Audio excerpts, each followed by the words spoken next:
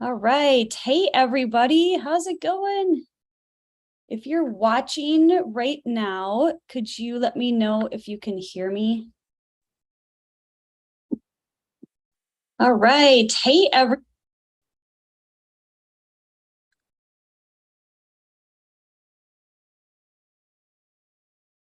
we've got a couple people joining. And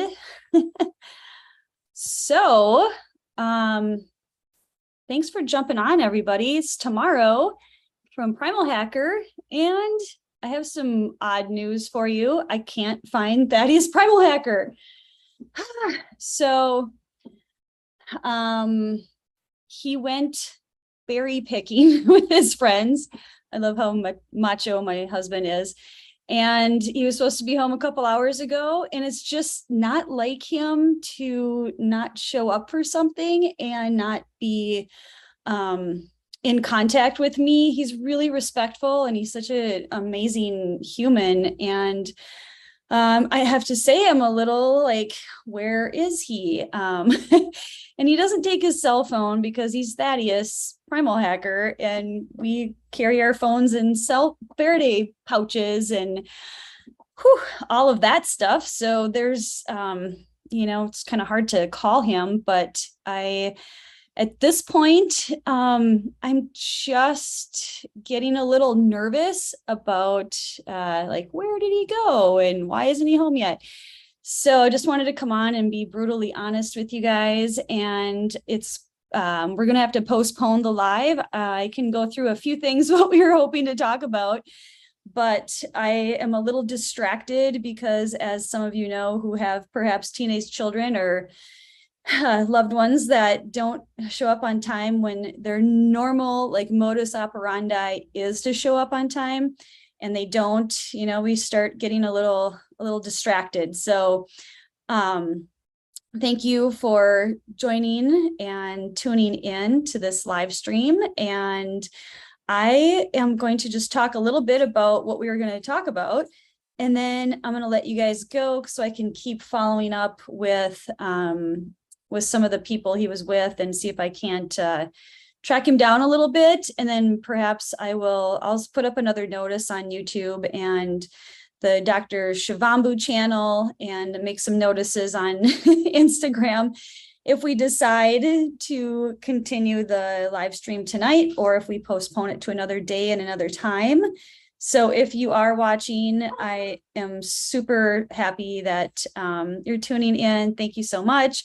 And again, if you just joined us right now, Thaddeus Primalhacker is MIA. It's not like him, you guys, so I can be a little bit lighthearted about it. But to be honest, I am just a little bit worried about him, and it's not like him to not show up. So thank you, Michelle, for sending the love. I super appreciate that. And he's not like missing. He's just like, he's never not on time. So I'm going to, assume good intent, put into practice some of the things that I've been learning lately. And one of the things from a past relationship that with my ex-husband, I started assuming not good intent a lot with relationships, and that never served me. So it is a traumatic thing for me to be in this position, and I'll just be vulnerable. And it's not easy when somebody doesn't show up, right? But Thaddeus is absolutely a man of integrity, and he's amazing, and he's an amazing human, an amazing husband. So I will keep you guys posted. And I even wore my pretty dress for him. Aw, that's okay.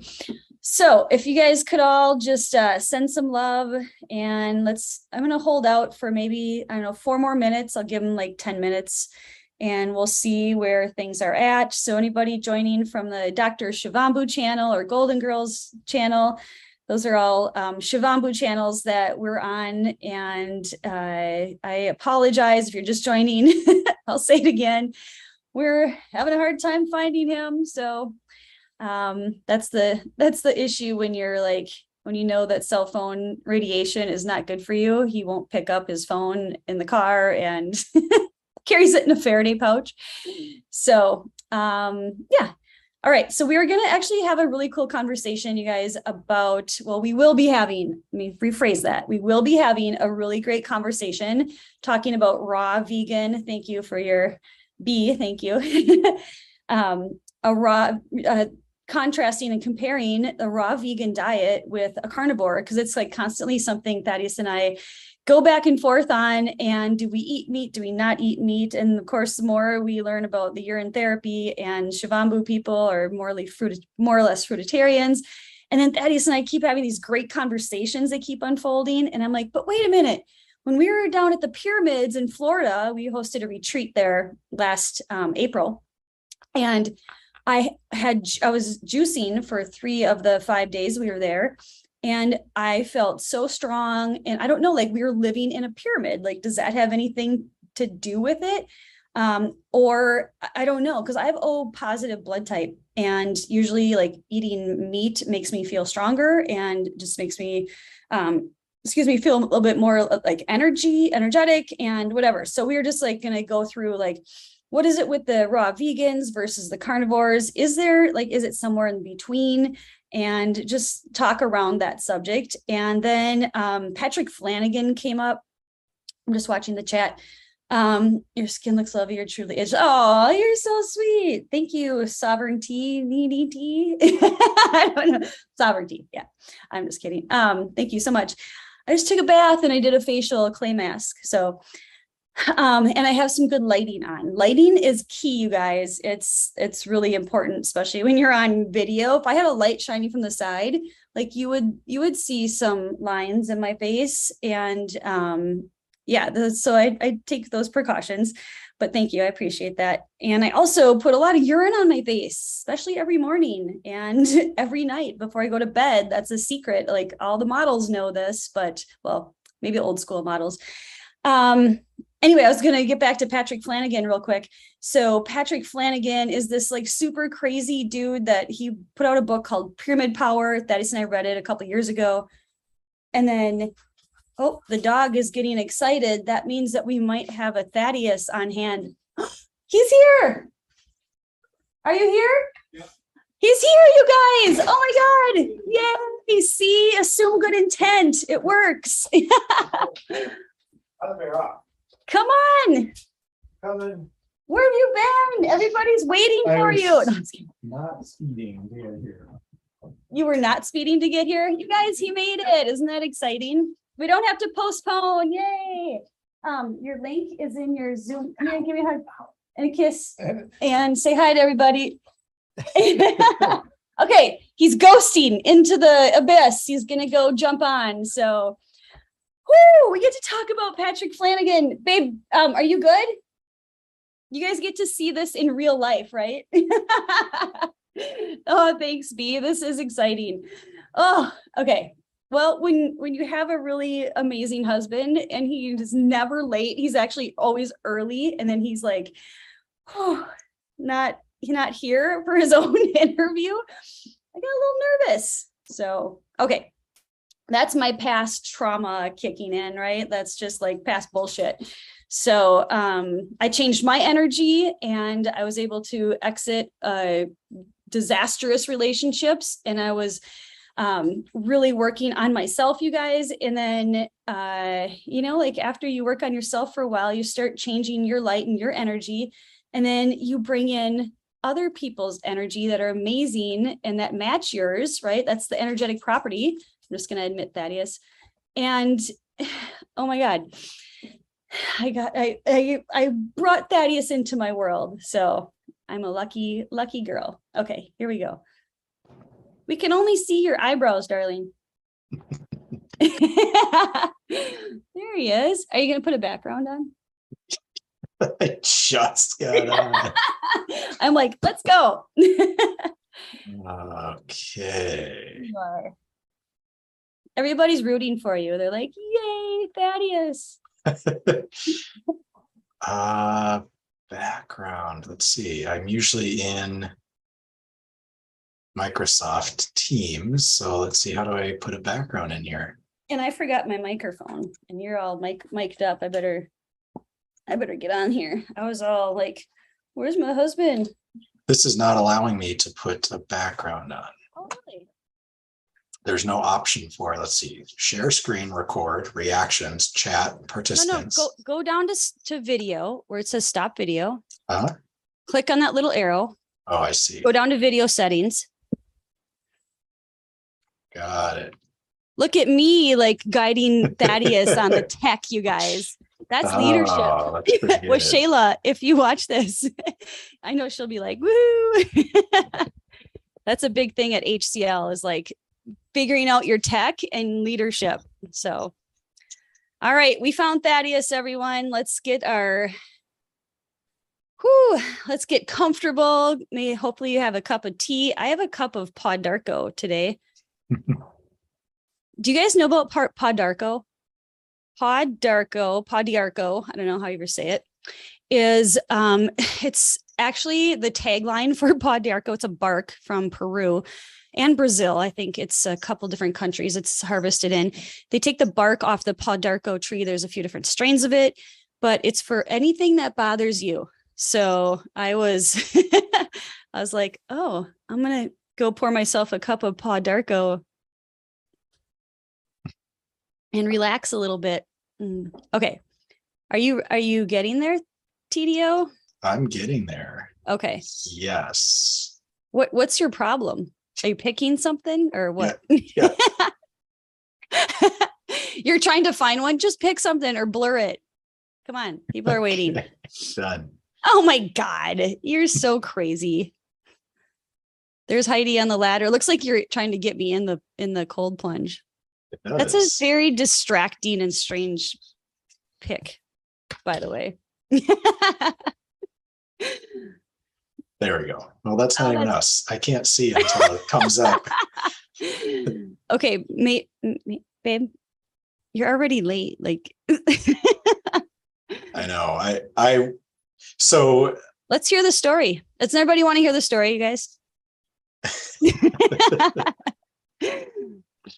It's like reality TV, Thaddeus, and everybody. So I was at our friend's house in northern Wisconsin, and they just moved onto this piece of property, and it is 80 acres. It's super beautiful property. It's pretty amazing. And I was picking berries with a couple other friends who joined us, Jesse and Anthony. Okay, hold on right there. Isn't that awesome that the men are out picking berries? I just love that. Okay, go ahead. So we were picking berries, and we were checking out just like the little berry orchard and talking through like what the berries were, because like Jim and Jerry don't even know what all the berries they have are. So like, are these black currants or what are these things? And so we were looking at that kind of stuff. Anyway, about a couple hours, we picked berries, and then had like, I didn't know this, but Sherry and Denise brought food. So they had like a whole meal. And I was like, oh, if I knew there was like a potluck, I would have brought some food to share. So we had a little meal, and then Jim's like, hey, I want to show you the property. And it poured. It was like pouring rain. Yeah. And then it totally let up. And we were putting in a well for Jim. So Jim's like trying to put in a well by hand. So Ed, Jim, and I are trying to pound a pipe into the ground to get to water this little like 1-inch pipe. Okay. I didn't know that's how you make a well, is like literally you hand like pound something deep in the ground, this pipe. So anyway, we're trying to do that. So Jim's like, let's take a break. I'm going to show you the property. I was like, okay, I've got a half hour and then I have to leave. So he's like, let's get on the four-wheelers. So we got on these four-wheelers and we started driving around the property, just Jim and I.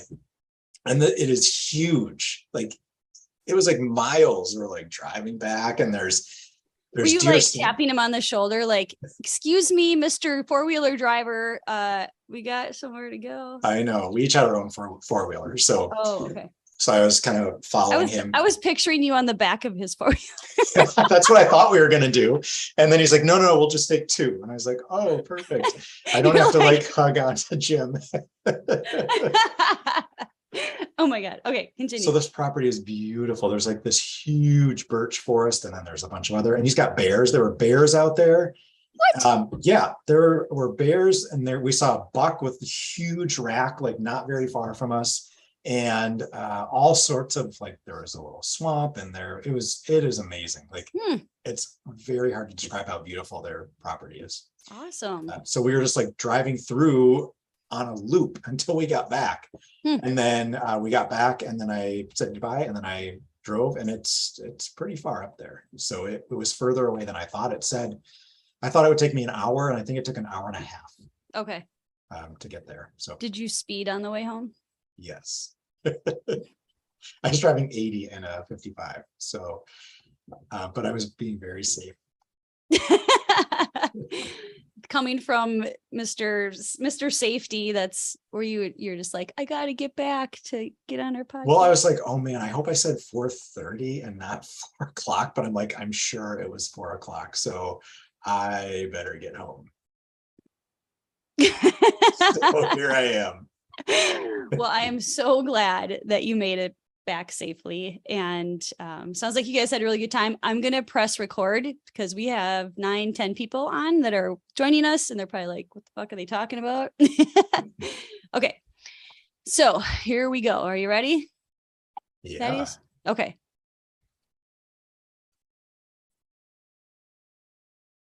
All right. Welcome everybody to the Pool Party Podcast. I'm your host tomorrow. Today we have Thaddeus. I was calling you on all of the promos that I was doing today. I was calling you the spiritual truth gangster. What do you think of that title? I don't know that I deserve that title. Really? Spiritual truth gangster? Yeah, that seems like it makes me more spiritual than I feel like I could live up to at this point in time. Oh, come on. I thought it was really fitting. Maybe that feels like a little bit of pressure. Oh, well, I thought it was cool. Maybe everybody on Face or YouTube Live can tell us if they like that title. Where did you go again, Thaddeus? We're in a podcast. You guys, okay, welcome to the podcast. And this is reality TV with Thaddeus and Tomorrow, apparently. All right. So today we're going to talk about raw vegan versus carnivore while Thaddeus gets his overalls and suspenders on. And we're going to talk about pyramids. We're going to talk about Patrick Flanigan. We're going to talk about Russia. We're going to talk about vegan cats or vegetarian cats. I don't know what's happening. It was better without the light, babe. It was. Yeah. We're going to talk about primal man versus Atlantean, inverted rainbows, signs and symbols. I snuck that one in. So Thaddeus, are you listening? Signs and symbols. Okay, so I snuck that in. I want you to talk about the inverted rainbow. And then information. This whole talk started with I was like, we need to have a information video. And I'm just like looking at the creepy light on your face. I'm trying. It's so dark out right now because of the rain. I was trying to get a light, but I'm thinking it's maybe not going to work. Can you turn it off so I can see what it looks like without? Because I'm the aesthetics connoisseur here. If you guys are just joining us, I don't know. It's crazy either way because you got the sun blaring in on one side, but that's okay. It makes me look prettier. I'm just kidding. Here, I'll put on red light. There you go. Do that. So I was telling everybody before, I was like, I don't know where he is, and he's normally not late. And I have past trauma about this. My, ex-husband was always late. So, or just actually never showed up. So I was saying that I would assume good intent and send you good vibes and just more love. And I was really vulnerable at the beginning of this podcast. And I don't know, it's interesting to see how things just keep evolving, and I don't know. I'm so thankful that you're here, and I want to share your vast knowledge of these topics on the podcast. So I'll stop getting sentimental. Are you going to get sentimental now? No. Why? Who's in the chair? Who's in the chair behind you? That's a really good question. I don't even know where that is. I think it's Michael. This is the. Isn't that Cove Point? Oh yeah, maybe. Michelangelo, if you're listening, you're on Thaddeus's background. You made it. And I was telling everybody too. I'm like, I even put, this is like when I was like all sad and all alone on the podcast on the YouTube live. I was like, I even Is put your podcast called Sad and Alone? That's awful. I'm sorry. No, but I was like, I even put on a pretty dress for him, and I was like, he's not here. I called with Shayla and I was like, what should I do? She's like, leadership, go on and just be vulnerable. So it was fun. Okay, 9 people that are watching. We're done with that. We're going to move into this. I think, do you want to start right out with the raw vegan versus carnivore, or do you want to start off with the information piece? Like that's our original idea, was to start off with the information in the sun. Wow, we're really like jumping into it. Let's just jump into raw vegan versus carnivore diet. Okay. And then we'll get into the information. Game show. We're going to soften people up. Yeah. So I'm like spinning. Okay. Do you want to start with? I'll take raw vegan and carnivore for $100. All right. So well, thank you, Sovereignty. Sovereignty is like telling me my skin looks pretty. My dress is pretty. Oh my gosh. You do look very pretty, baby. Oh, thank you.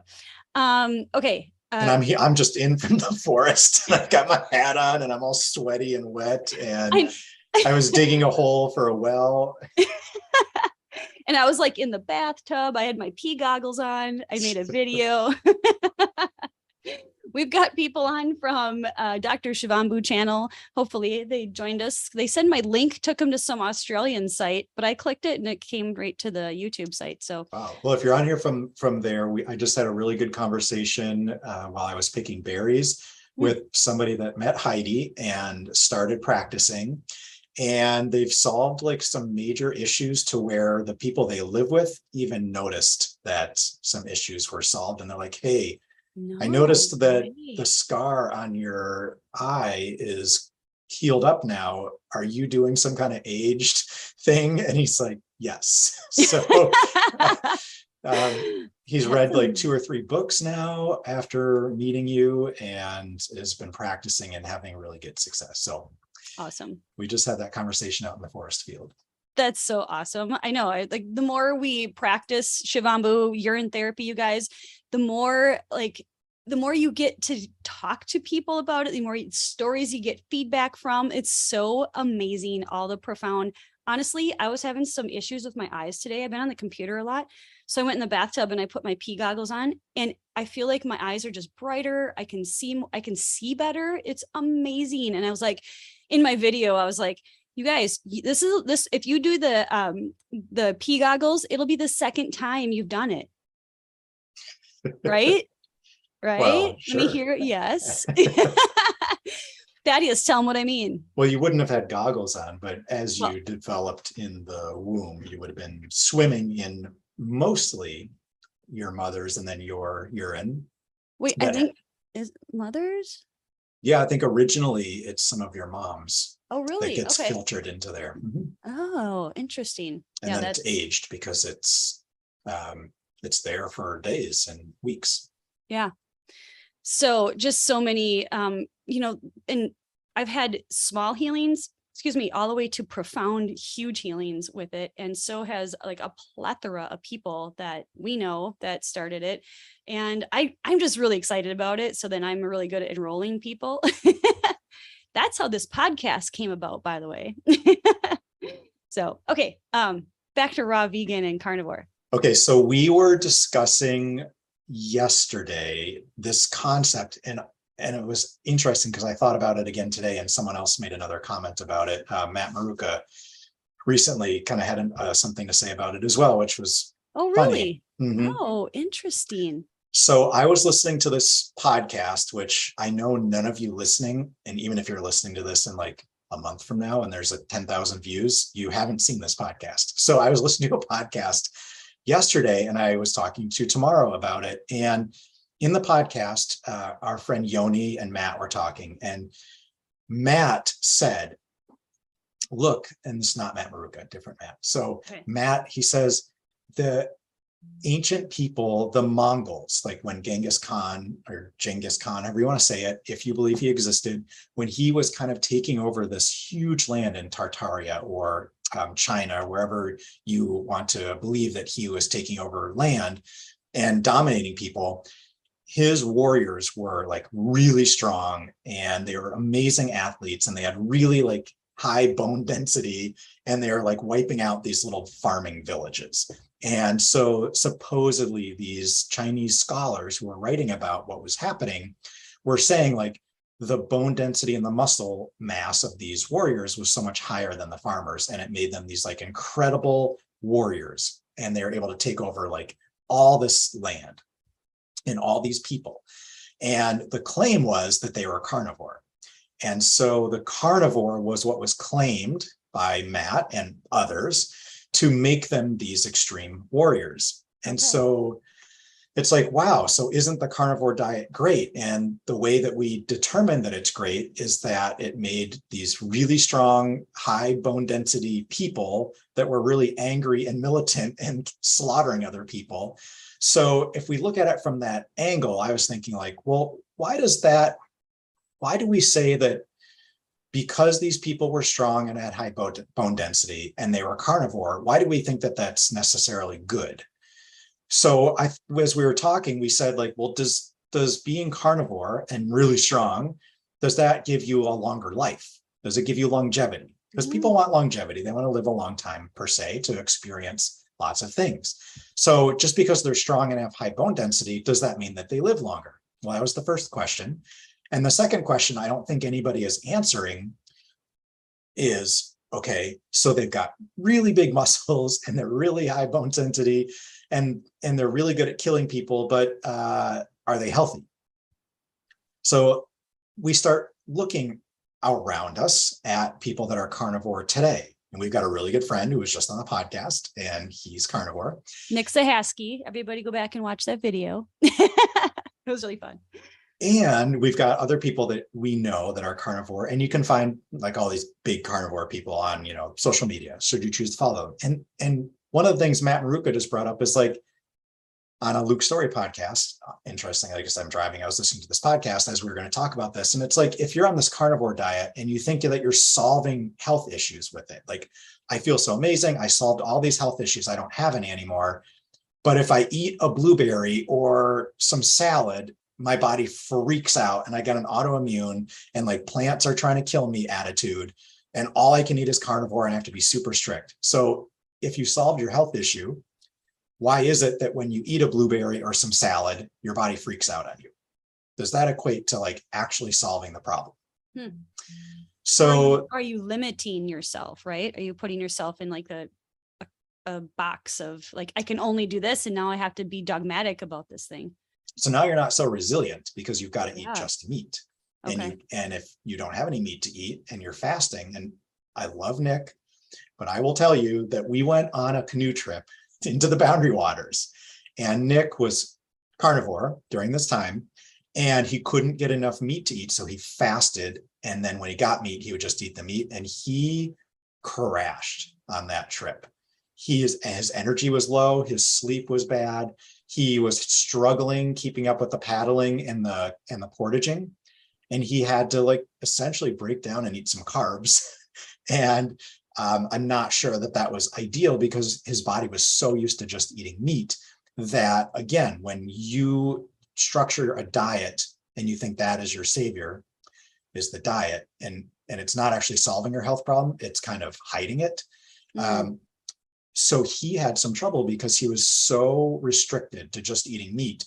His body needed some carbohydrates for the amount of work that we were putting in and portaging and canoeing into the wilderness. Yeah. But he kind of refused to what do you say? Like he refused to see that and to kind of allow himself the freedom to eat some different food.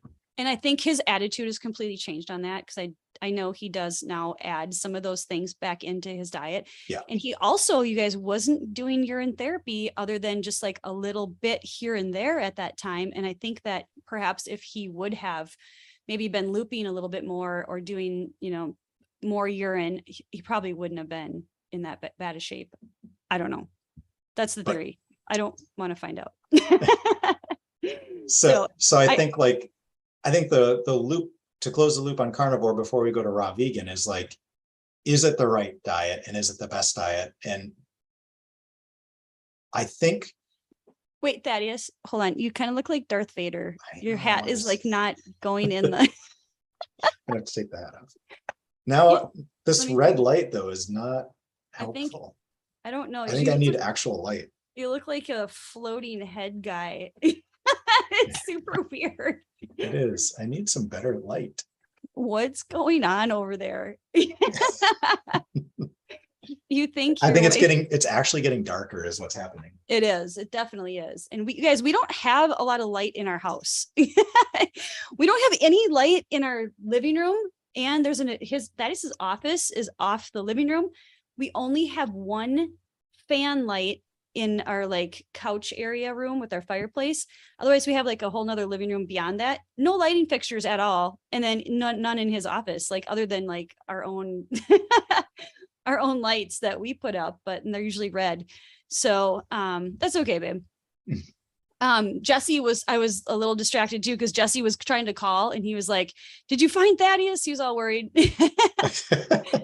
Yeah, I was just with What is Jesse. urine So. looping? Oh, while Thaddeus still fucking around, Sovereignty is asking, what is urine looping? So urine looping is, so when you drink your first morning urine and then whatever time passes, you drink the next one and then you drink the next one and it just gets like more filtered. It's already ultra filtered, it's actually plasma, not even really urine. And that's better. That is.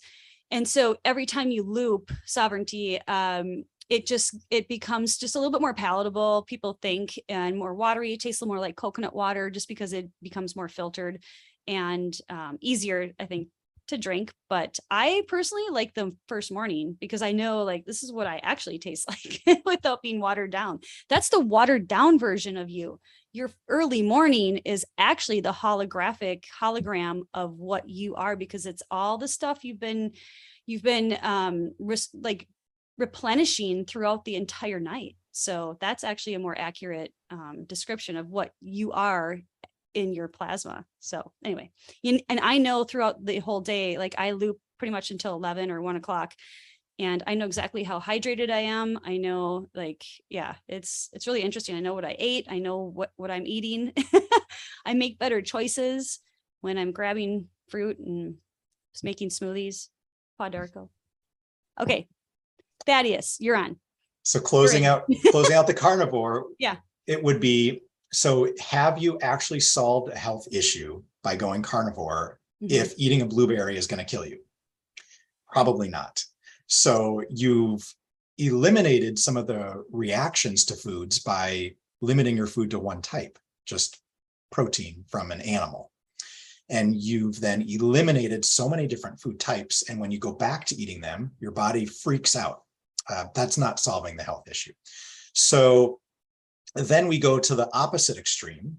So if everyone knows carnivore, right, is eating just protein, just meat. So not even plant protein, just meat from dead animals. And then you go to the opposite extreme, which is the raw veganism. And so people say, well, raw veganism is the way to go and you'll feel amazing when you do it. And I think for a short time, many people do, because it's almost like an elimination diet. You're eating, I was just going to say that. You're eating foods that are super high in enzymes, living enzymes. So you're eating living food, which I actually do think is a really great thing.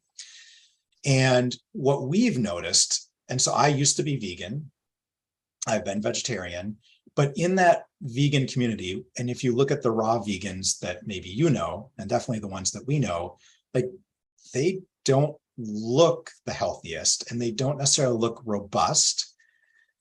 And they tend to have also health challenges that they're struggling with and working on. And so again, the question becomes like, is being a raw vegan, does it extend your lifespan? And in some cases it does seem to. Does it extend your health span? Does it make you healthier? Like being fit doesn't mean you're healthy. And living a long time also doesn't mean you're healthy. Right. And so you've got these extremes of like super muscular, eating a lot of meat and high bone density to lower bone density.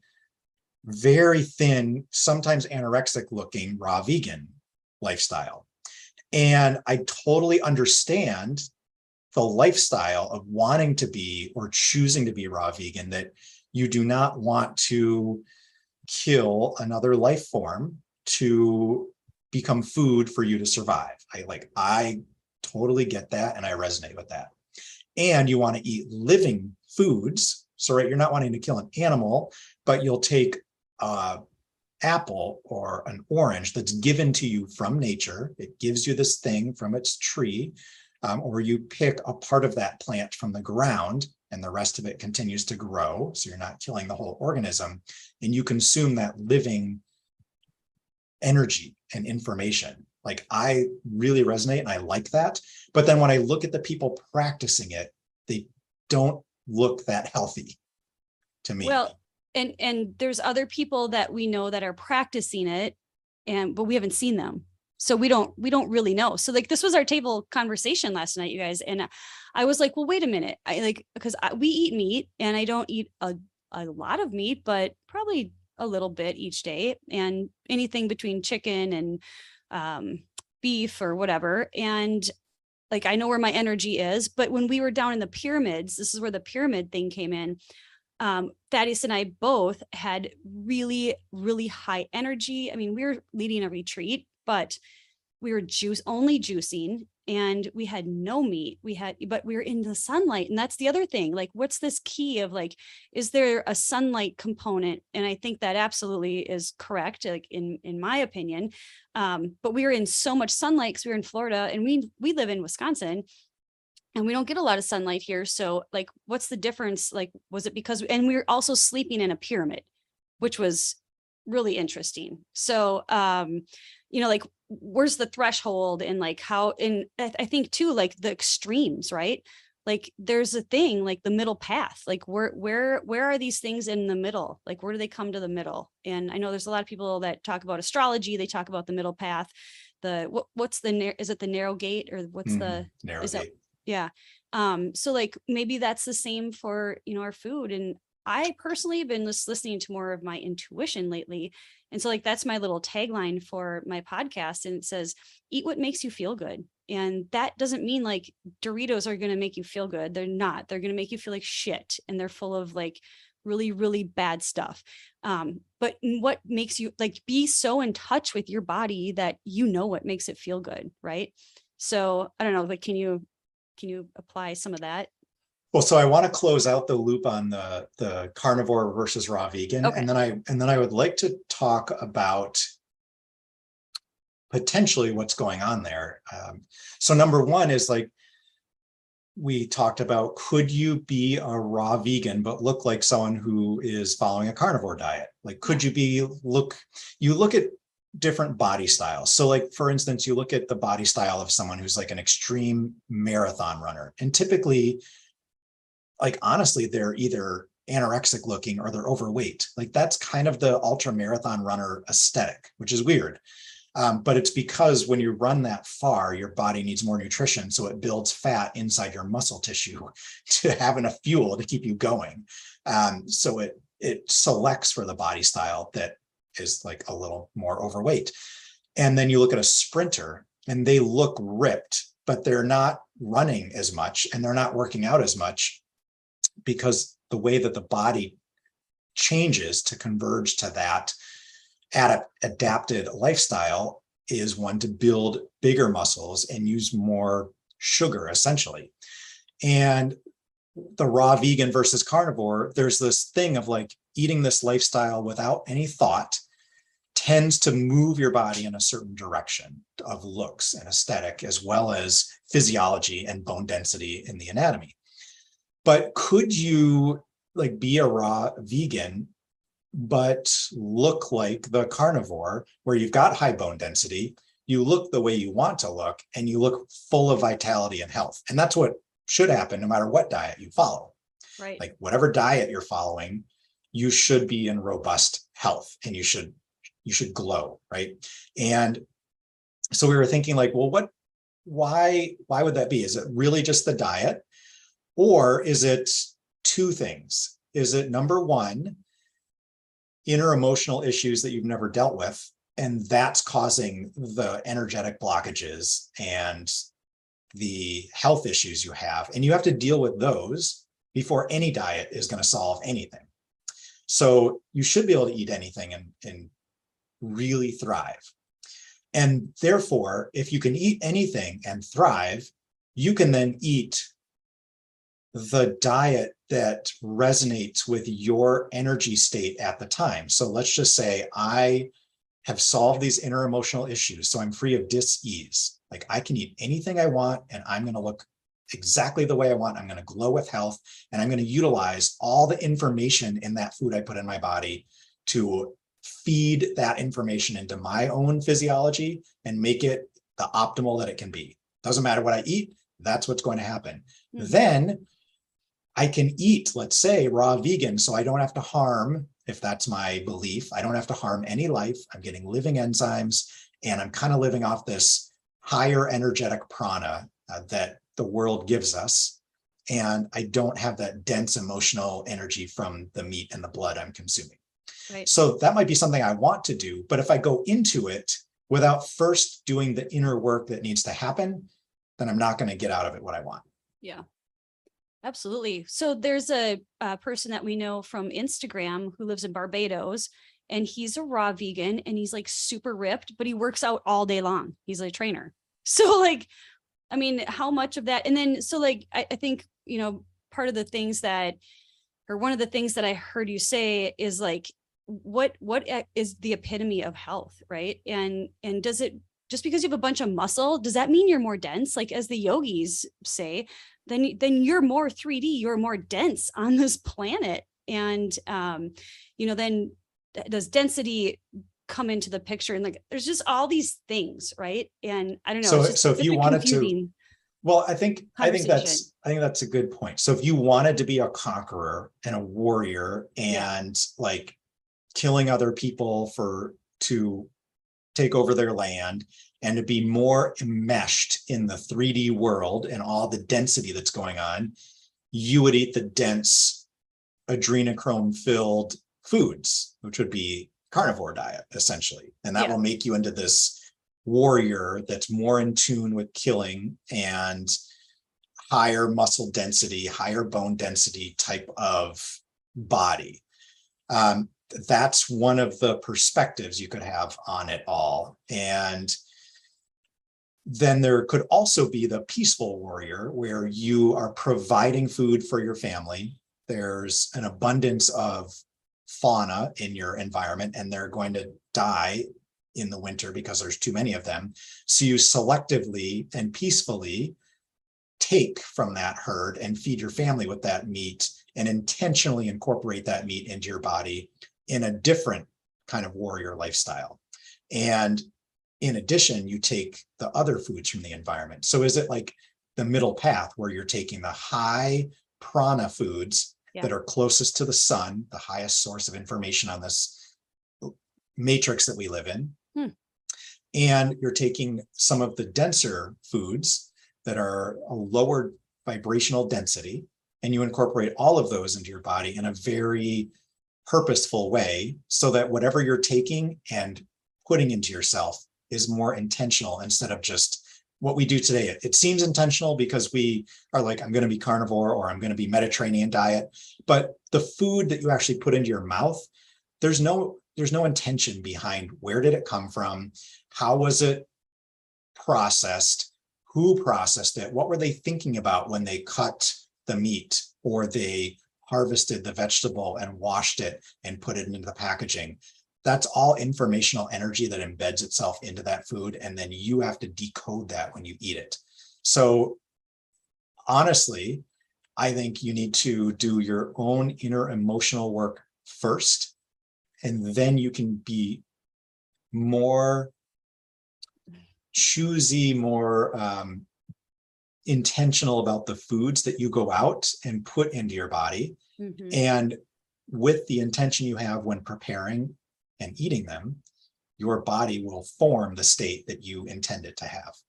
You know, so like it actually brings up a really good point, Thaddeus. So like I feel that the more self-love you have, it seems kind of an encompassing statement, like the more self-love, the more self-worth that you feel, you probably reach for healthier foods. And I can like think about somebody who's reaching, for a Arby's roast beef sandwich, and, no, I don't want to sound, like whatever, but it doesn't seem like they've done like what you're saying, the emotional work, and like feel filled up from the inside. Does that make sense?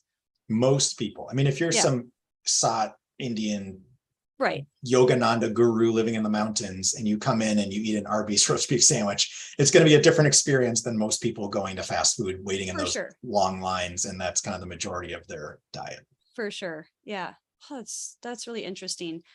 Okay. So, what do you, where are you at with like the primal man? Like what would primal man have eaten? Like, do you want to even go there? Because I have primal man versus Atlantean written down here. So this was one of the other things we were just talking about. And it was weird because it came up in the Matt Maruka podcast, and we had just talked about it and hadn't listened to the podcast, but it was like, we think of these Atlantean beings, and whether they're real or not, like they could be an allegory or some sort of a structure, or they could have been real, right? And we think of them as like these high energetic beings that could communicate telepathically, and they had this deep understanding of ancient technologies, or you could say future technologies to us. Mm-hmm.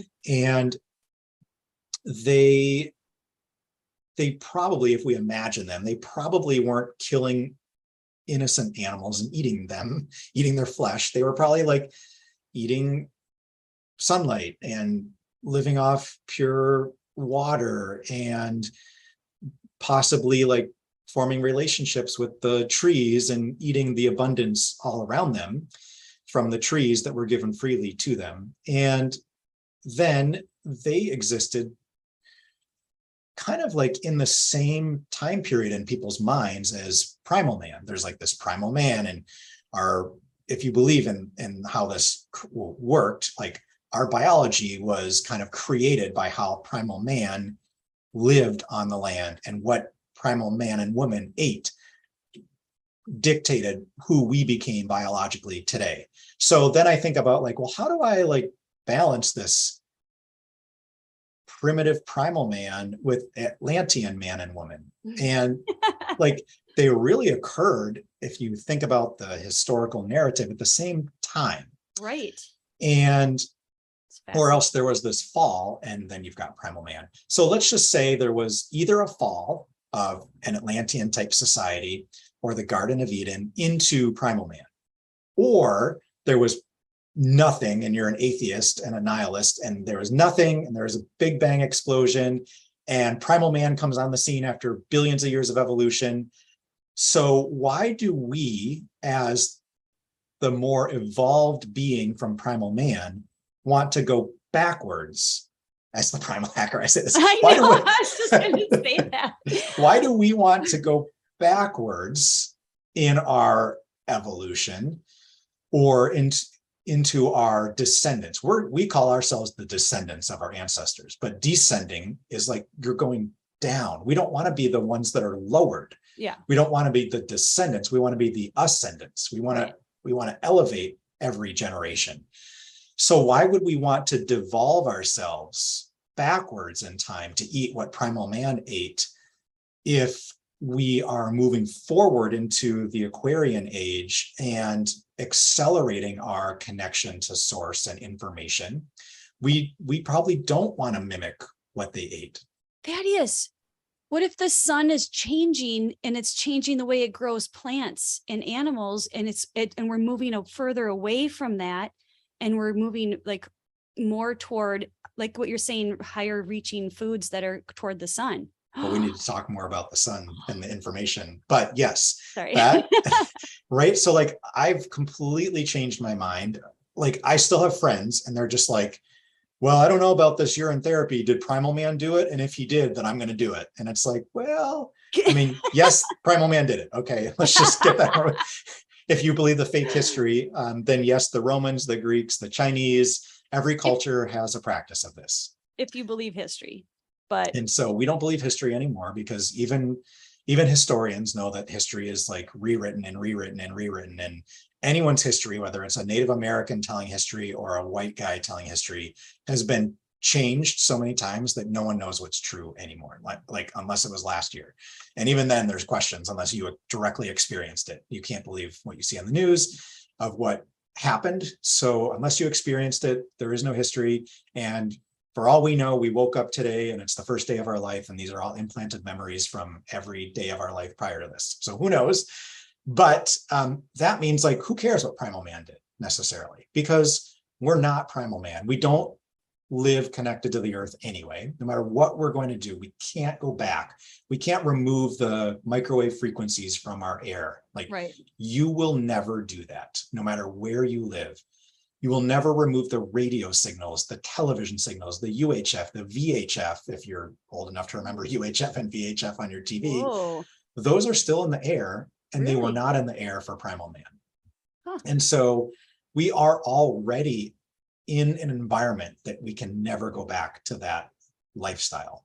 Therefore, we probably shouldn't be eating what they ate, because what was right for them at that time is not right for us in this time. So that's kind of my new thought. Yeah. And as we were talking through this, we were like, well, why wouldn't we want to mimic, let's just say, the concept of the Atlanteans, if that's the state we want to reach? If we want to reach like caveman state and go backwards, then maybe we should be mimicking the caveman, as I wear my primal t-shirt here. You're kind of contradictory today, Thaddeus. So, I mean, hold on. I just want to make a really quick point, you guys. So notice how Thaddeus is not dogmatic about, like, this is something I'm grabbing onto and I'm not going to let go of it, no matter how you pry it from my cold, dead fingers, right? But seriously, we're constantly learning new things. And that's, I mean, that's what we're going to get to today, is like the sun is giving us new information, but we're always flexing and we're flowing with information as well. And it's like, what worked for me yesterday might not work for me today, and my ego does not have to be involved in it in any way, shape, or form, right? So I think it's really honorable that you have your flat earth hat on, you have your primal shirt on, and right? I love this hat. So if you're listening and you can't see my hat because you're listening to the podcast, oh yeah, I have a hat on that says level, and it shows a circle, and it shows the water as level. Okay. Now I call it my flat earth hat, and this is actually the irony funny. is that this hat was given to me by an industry association for the furniture industry, and they have product sustainability standards. So, like, let's make really sustainable products, and the product sustainability standard is called level. And they made a hat that they gave to all the executives in the furniture industry, and it says level, and it's got this level, basically flat. It is basically like a flat earth hat, and they had no idea that's what they were making. No idea. And so I wear this all the time, and I'm like, I love this flat earth hat, and it's totally not what it was designed for. But the designer got the download from the sun, right, to make the hat.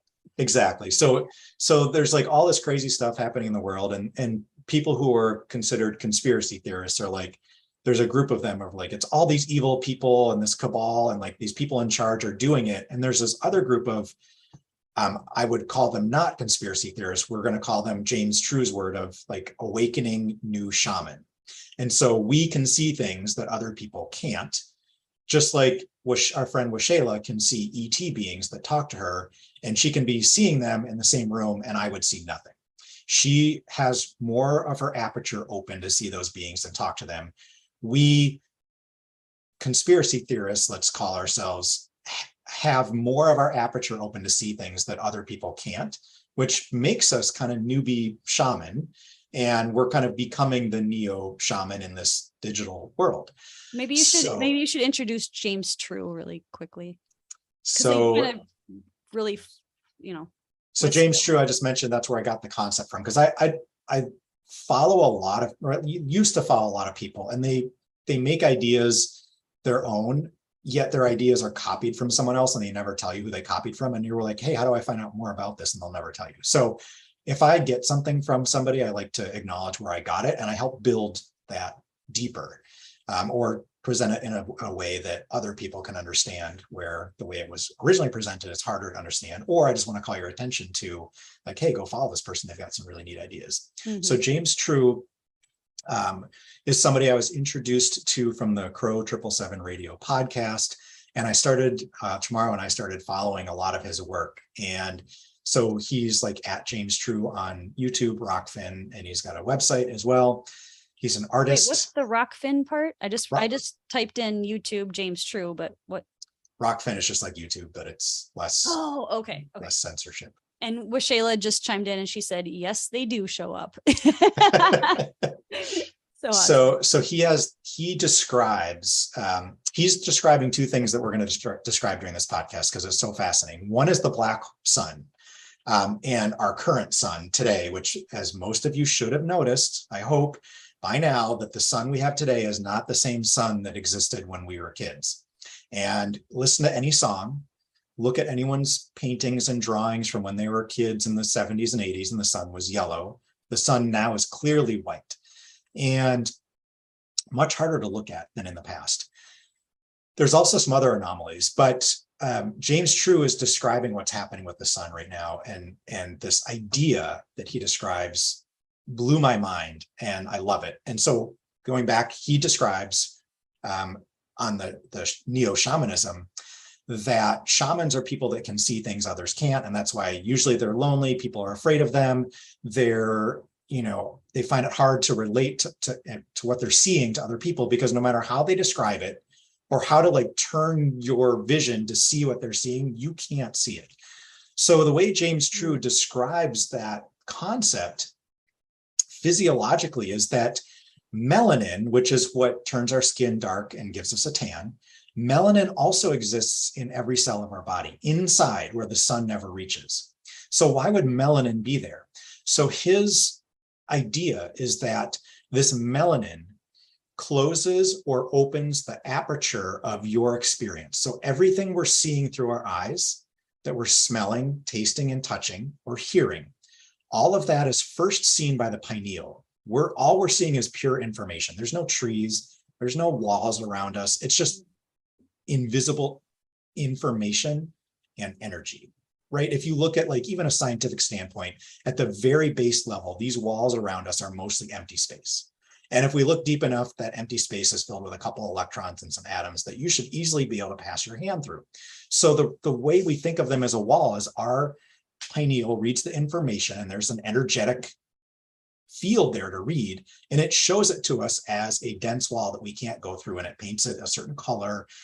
We can see that. Our aperture is open enough to see that information, but our pineal saw it first. Our eyes see it sometime afterwards, and it tells us how it feels. It gives us something that's familiar. So if there's something around us like an ET being or other information, all these things are just information, but they come in different forms. So let's just say this information is coming and trying to tell us something, and it's in an ET form. And if we see it, we will freak out and we'll be like a fainting goat and fall over. Our nervous system can't handle it. Like we'll just be like, oh my God, I can't take it, overload, right? Well, Shayla, was that how it happened in the beginning? I did. I fell over on the side. So what happens is your body already, your pineal, your energetic system, your spiritual you has already seen it, has already decoded it, already knows what that information is, already understands the information, but it can't tell you because you aren't ready. So it takes melanin and it closes some of that aperture so that information does not ever enter your consciousness, your waking consciousness. It closes it. So it's there, it's really there, but you can't see it because you're not ready. But Washayla can see it. She's ready and she's not going to freak out. She's like, I'm not going to freak out if some being comes and talks to me. So she's allowed to see it. The melanin doesn't cover that area for her because I think it used to freak her out. I think it used to freak her out. But now her system, it knew that she would be able to figure it out, right? So they had faith in you, Washayla. So therefore, the more that we relax and allow, the more we will be shown because we're ready for it and we're not going to freak out. But that means if I take someone else and I'm trying to be like, look, like there's 100% no way the earth is rotating at 5,000 miles per hour. And I can prove to you scientifically, like literally the speed of sound is 500 miles an hour, 500, and it's not bound by gravity. The earth is spinning at 5,000 miles per hour or 1,000 miles per hour, whatever you want. It's faster than the speed of sound. So if the earth is moving away from me and you're standing away from me and I talk in your direction and you're spinning away from me 1,000 miles per hour, there's 100% no way my voice would ever reach you, ever. Because it's moving away, you're moving away at 1,000 miles per hour. My voice is only traveling at 500 miles an hour, speed of sound, could never catch up. Right. So I can see that. I'm like, oh my God. So I don't know if the earth is rotating or not, but it's not rotating at the speed they say. And I could tell that to a scientist or someone, and they won't see it. They won't even understand the argument because no matter how much you try to show them, their brain and their consciousness is not ready to say to themselves, everything I've ever been taught is a lie. It is untrue. They're not ready for that. And when they're ready to hear that, they'll start seeing other things. And so the whole thing about like, I just want everyone to see what I see and I want to show them this. And why can't they see it? It's because they literally can't see it. Like you're not going to convince them. Yeah. And that's okay. Like, cause everybody's on their own journey and it's not one is better than the other, or wrong or right or anything. That's duality and whatever, like that judgment. We don't do that. Everybody's here to have this experience, and some see a little, some see a lot. Like we're all in this mix together. Right. So I love that from Fortunes de Saint Germain, where he says, everybody is an ascending master. Not everyone is an ascended master. So when you look at somebody, they will be an ascended master. They're an ascending master currently, and everyone is at a different part of that journey. And your goal is not to bring them to a different part of the ascension process than they are ready for. When they are ready, they find the next steps and the next teacher, and they are always ascending. Everyone here is ascending, and we're all at different stages of progressing. So then have we been descending then? And now we're on this, because I feel like I've seen that elliptical of like. So that was described to us by Washayla. Like I had never heard this part, but Washayla was saying, yes, you ascend all the way back to, let's say, source. And you're like oneness with everything. And there's no light, there's no dark. There's like, everything is everything. And then you're like, well, I kind of want to experience things again. And so you descend yourself back into the lowest density, and you get to re-experience these things all over again that you can't really experience at other levels. So the thought is like, it's the cyclical re-experiencing everything that is possible to experience. So like we think about sometimes people that are unfortunate. Let's just say like, oh my God, this person like had their arm cut off when they were 3 years old. And like, that is like the worst thing. I feel so sorry for that person. But yet that person maybe agreed, like, I'm the spiritual being and I want to know what it feels like to have my arm cut off in density. Like, I want that experience. So like, as crazy as that may sound, like maybe that's something that they chose to experience in this version of life. And if you are that person, you know, maybe that makes you feel like, oh, I shouldn't feel such a victim. I should feel like, okay, like this is what this means. This is how I experienced life with this thing that happened to me. So I think we all can take that thought in mind in our own circumstance in life. And like, you don't need to be somewhere else on your journey. You need to be exactly where you are and relax into it and fully experience it, because you chose to be here in this circumstance so that you could experience it, because as you ascend, you can no longer experience that part of the journey. Right. That just brought in some Ram Dass, like, be here now. You're here. Like, so be here, right? Like, be present. Yeah, that was awesome. Thaddeus, I want to touch on a couple of Washayla questions. So she said, could the sun seeming to be brighter and lighter be an effect of our atmosphere changing?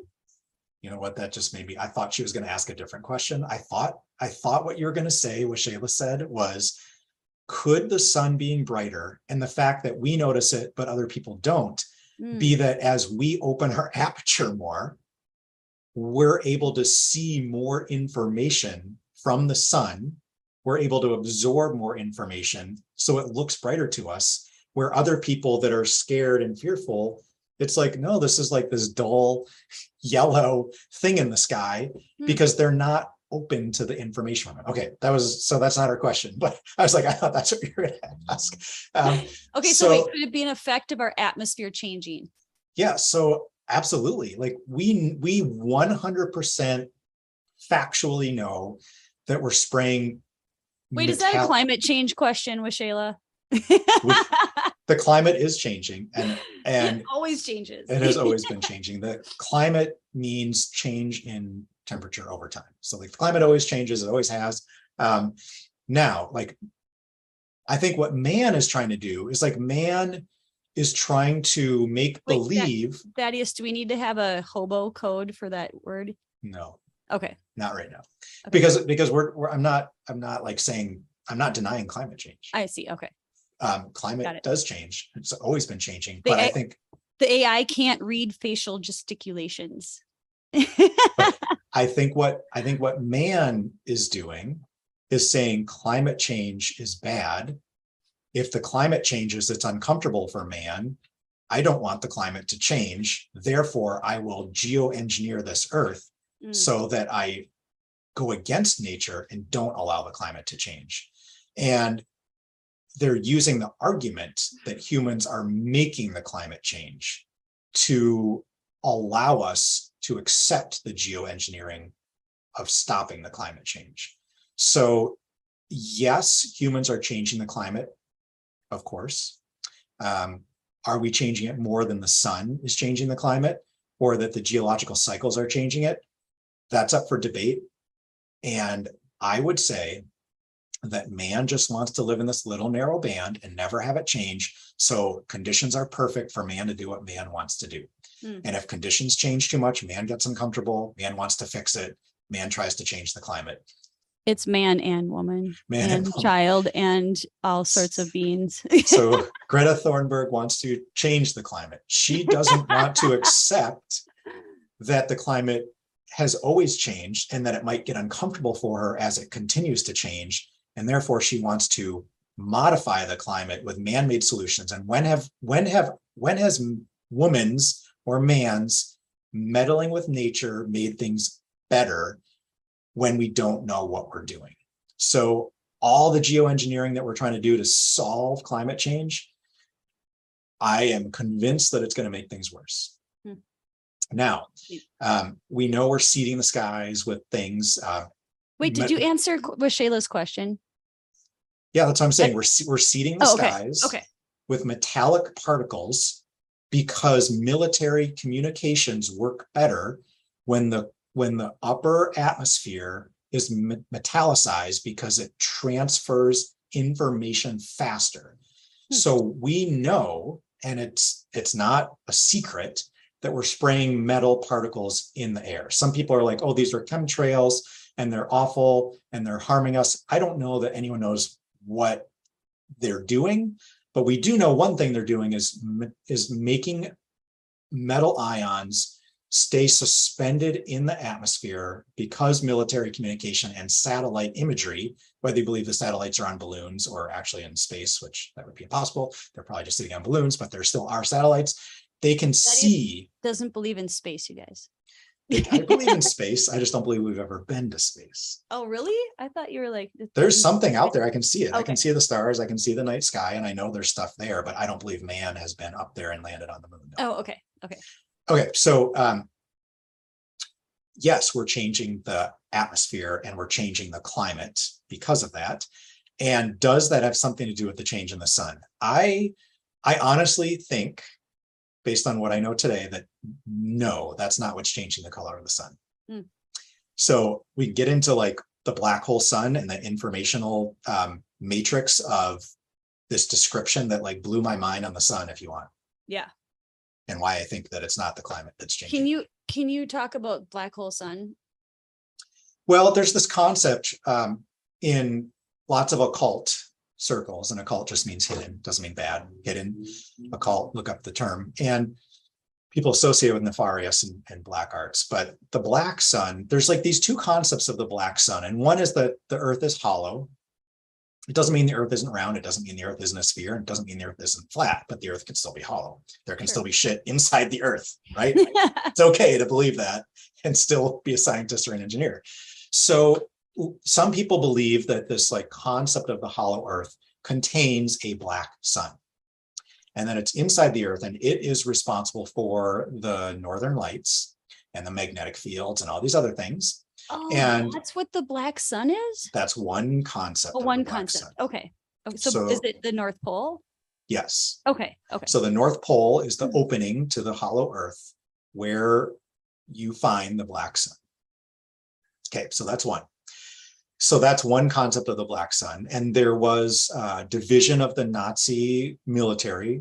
They were called like the Black Sun or the Black something, and they like did all this stuff around the black sun. So very occult, like all the Nazi stuff was super occult, and like really crazy if you start looking into like some of the stuff they were doing. So this other concept of the black sun is that it is in the sky in the same exact area as the sun. And you don't see it because it's black. And there's so much light coming out of this black emanation that all you see is the light from it. So the concept, let me go back to like an easier concept to understand. So we're on these computers and this information is passing to you and us from the computer. How does that information get through? Like, how does it move? It moves through light, electrons or energy or photons. They're all the same thing. Everything's light, everything is energy. So it's moving through cords. Like it can move through the air, through microwaves, a short distance, not very far, okay? Mostly it's moving through these Ethernet cords. The Ethernet cords are connected to the microwave towers. Then they're connected to these central servers, and then we connect to them through our landline. And it's this cord, and it releases, as that energy, that information passes through the cord to your computer, there's energy released. And there's like, so you can measure it. You can measure like millivolts of energy coming off the Ethernet cord. And as more data goes through the cord, more energy is released. So we are receiving this information into our eyes, into our consciousness, into our brains, into our bodies from the computer server. We can search on Google and get an answer instantaneously. And we can like absorb all this information on the internet. And the theory is that all the information that's ever been on the internet ever is like a trickle in the ocean compared to the information coming from the sun. So if you imagine that the sun is actually black and it's a cord connecting source, God, heaven, consciousness, source consciousness. It is the cord connecting that consciousness to the matrix that we live in. That's the black sun. It's a black Ethernet cord full of information, and there's so much information coming through that cord that it blazes so bright that the light will burn you if you stay out of that sunlight naked for 5 hours. That's how much information is being passed into our matrix every millisecond from the black sun. And what we're seeing visually, the visible light, is the flare from that information passing into our realm. So if you open yourself to the information coming from the black sun, you open that aperture, you start to take in more information. You no longer have to go to the internet to get your instantaneous answers.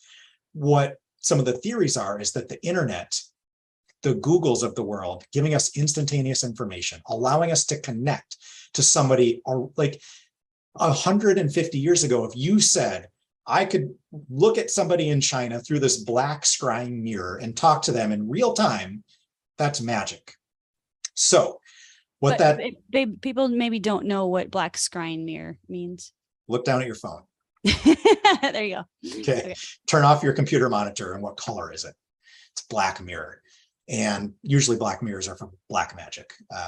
And it could have been white. Could have been white magic, but they didn't make those devices white screens, did they? Somebody wants to know if the black sun is or the sun is a portal too. Of course. Yeah. Yeah. It is. And that's not my specialty. But I would definitely say yes. Would you say it was Shayla's specialty? I think she's more expert in that area than I would be. If you don't know what Shayla, was ShaylaSananda.com. I already have it on the chat. Yeah, Sovereignty. Go check out with Shayla's podcast too, you guys. It's really good. Okay. Alchemy of Ascension.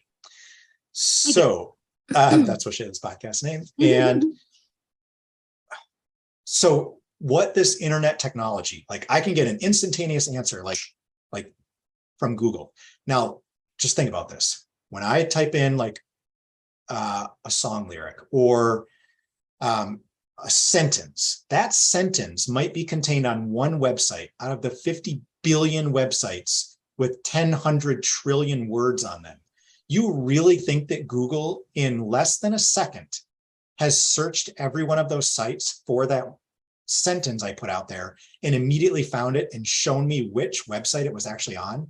That's almost impossible to do. Technologically, that is impossible to do. You can't get an instantaneous answer from Google and have it search every website that has ever existed, every page of every website, and find that exact quote and tell me what page it's on. That is impossible. So this technology that we're using, what the theory is it's just getting us ready to get rid of the technology and say, we've always been able to do this instantaneous answer and response and instantaneous communication to somebody around the world without any of the technology. The technology is the bridge to make us feel safe and make us feel like it's the technology and it's this chip in here that's allowing me to do this magical thing. Well, like if you really think about the fact that like somehow there's this magic thing in your hand and it's this chip that's like smaller than a human hair that is feeding this information to you and digitally rendering the person's facial expressions and their voice all around from 1,000,000 miles away, whatever, 8,000 miles away. That in itself is impossible. So it's just making us feel comfortable that there's a scientific explanation for us to be able to communicate with each other and get an instantaneous answer from the universe and from the information all around us. It's so fascinating. But or it's stopping us from knowing we have that power and relying on someone else to tell us what we can and can't do with that power. You can only talk for an hour before your battery runs out, and then you can't talk to that person around the world. I'm sorry, there's no more battery. So now you're under the control of someone else's idea of what you get to see and not see. Yeah, I was telling Thaddeus a story earlier, was it yesterday? I reached out to somebody and I was like, hey, are you going to do a replay of that meditation? And she's like, Intuitive is a new friend of mine from one of the Golden Girls, like You're in Therapy channel on Telegram. And she's like, yeah, but I don't do replays because if you just tune in, she's like, you'll get the download.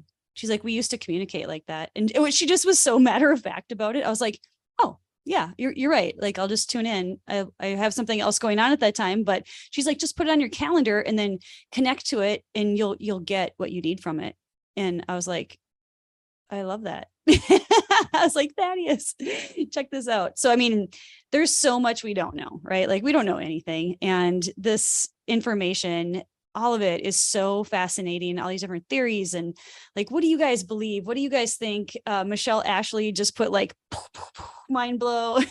I would challenge you on that. We don't know anything. I think, from a like what's out there in the world, we've been put in these little boxes and we've been programmed our whole lives to believe that we only know a ton about this stuff and that there isn't anything outside of there. And what we're finding is there's everything outside that box. So we know everything. And we do know it. We do know it. We have to remember it. So we have forgotten all of these things as we descended ourselves to become the descendants of our ancestors. And we have put these blinders on and we've birthed ourselves into this world without memory. We birthed ourselves with amnesia. So we do know it. Our cells, our body, our organs remember everything. And the information that's coming from that black sun Ethernet cable into our matrix is putting the information out there for us to take advantage of. And I think what we're doing is we're remembering how to know all of those things. So we do know them. we have to remember them, and we have to remember the ways of accessing them. Absolutely. That's so awesome. Okay, let's move over to, I really want to talk about Patrick Flanigan and the inverted rainbow and Hunza water. Oh my God, it's like I'm just going to keep going. Look at that. Okay. It's like, oh dear God. Let's go with inverted rainbow first. You want to do inverted rainbow first? Okay. Yeah, let me just make sure I don't have any other.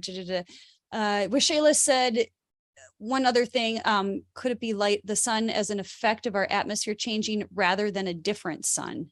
We didn't quite cover that, but is that something, I mean, that's kind of neither here nor there, or do you want to touch on that? Yeah, it definitely could be.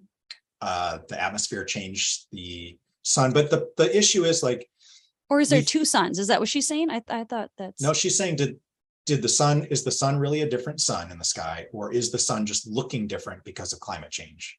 Oh, I see. Okay. And I would say the sun is brighter and more intense. And the theory is that it's brighter and more intense because more information is that. Why are so many people awakening right now? Why are we moving into the age of Aquarius and people are waking up, and there's something called the Great Awakening? It's because more and more information is coming into our world. And if more information comes in, the sun has to get brighter and give off more energy. Whoa. So that would make sense of why, like, the trails of things in the sky, like that would make sense of why they would maybe want to block that, right? The chemical tails. Of chemical tails. That's So, our friend Matt McKinley. So that's Quantum of Conscience YouTube channel, you guys. If you don't know Matt McKinley, and it's conscience as in science, not actually conscience. He's a really good person to follow if you're into this stuff and you like hearing about truth channels. Yeah. So, and then, hey, Thaddeus, really quick, back to the James True. The last episode that you listened to, and it had that cable and it looked like the same cable as your spinal column. Is that one of his last episodes? Just so we can tell people where to find that. Cause I think that's one of the last 3. Okay. It's one of his most recent, I should say. So if you guys are interested in learning, it's called Soul and Soul versus Spirit, I think. Soul versus Spirit. Okay. So James True, and he's got some really, so Thaddeus talks about all this stuff. And so James put it in a graphic and he kind of shows you the coaxial cable, and James has a really quirky personality. He's freaking hilarious. He's awesome. We love listening to his channel. Just because he's really like pushing even the extreme, I don't know, how do you explain him? He's really out there, but it makes sense. It's fascinating. So anyway, so Quantum of Conscience, Matt McKinley, and then James True, Crow 777 Radio were the ones we've mentioned. I always want to give resources that these are the people that we follow, and this is where a lot of information comes in. Thaddeus takes all those information centers, you guys, and Saint Germain, Fortune de Saint Germain, and all these, spiritual ascended masters, alchemists, and puts it all together, and then, forms opinions around that. So it's really cool. So that, and then Jordan from Waters Above Crypto. We'll get there. So yeah. And then talking with people like Yoni and Washayla in person. I thought you were going to say talking with people like you. You're like, Yoni. We talk all the time. I know. Tomorrow. So of course that's how we got on this podcast, is we were talking through these ideas and bouncing things off each other. But as I integrate all these things throughout a year and come up with these insights, and then we get to meet. We do this mastermind once a year with a group of friends. We rent a really big house and we all come together in Florida and spend a week together in this community, and we all share things and then discuss ideas together and kind of like rebuild for the year coming up. And so I get to talk to Washayla, and I get to talk to Yoni, and I get to hear people like Levi and our friends who also are entrepreneurs and like coming up with like ways to be in this world, and we get to bounce these things off of each other and grow together. So it's and what's really cool too is like we all go out on the rooftop and we get morning light together. So we're all bathing in that information together, like as a unified, force. I don't know. It's really special. And Shayla always comes up with like some new cool meditation that we're doing up there, or Thaddeus is leading movement. And it's just, it's really great meeting of the minds. Primal flow. Let's go. It's amazing how the light has changed. It went from this like dark clouds to bright sunlight. Now it's all hazy. Okay. Where were we? Inverted rainbow. So we're going to go. Okay, so now we're going to talk about Levette. So it's another person she's a sidereal. She's an alchemist, but she teaches a lot around astrology and how events in the world are astrologically aligned, and that you can predict events based on the astrology, and that they all work off some sort of astrology. So whether some people are like, the elite are using astrology to create events, and other people that once they learn enough, they're like, no, the world, the matrix we live in is run off astrology and alchemy, and the events occur on those dates, regardless of people planning them or not. So whether they're planned or not, that's how they have to and when they have to occur. But if you're aware of those things, you'll know that certain key dates and timing and events that happen in the sky above us. So if you're like a person that follows the Bible, you have read in the Bible that the Lord gave us the stars above us to allow us to have information and know where we are, what time it is on the planet, and what is about to occur. They are there for you to navigate this matrix. So because they've never changed, right? I mean, the stars have always been like where they are since the beginning. Yeah, if you believe modern science, which again, like no one should have to put a sign in the yard saying, I believe in science. If it was universally accepted that science is real or true, you wouldn't have to say that it's real. That's like the dead giveaway that it's not real. Anyway, we love just giggling about that.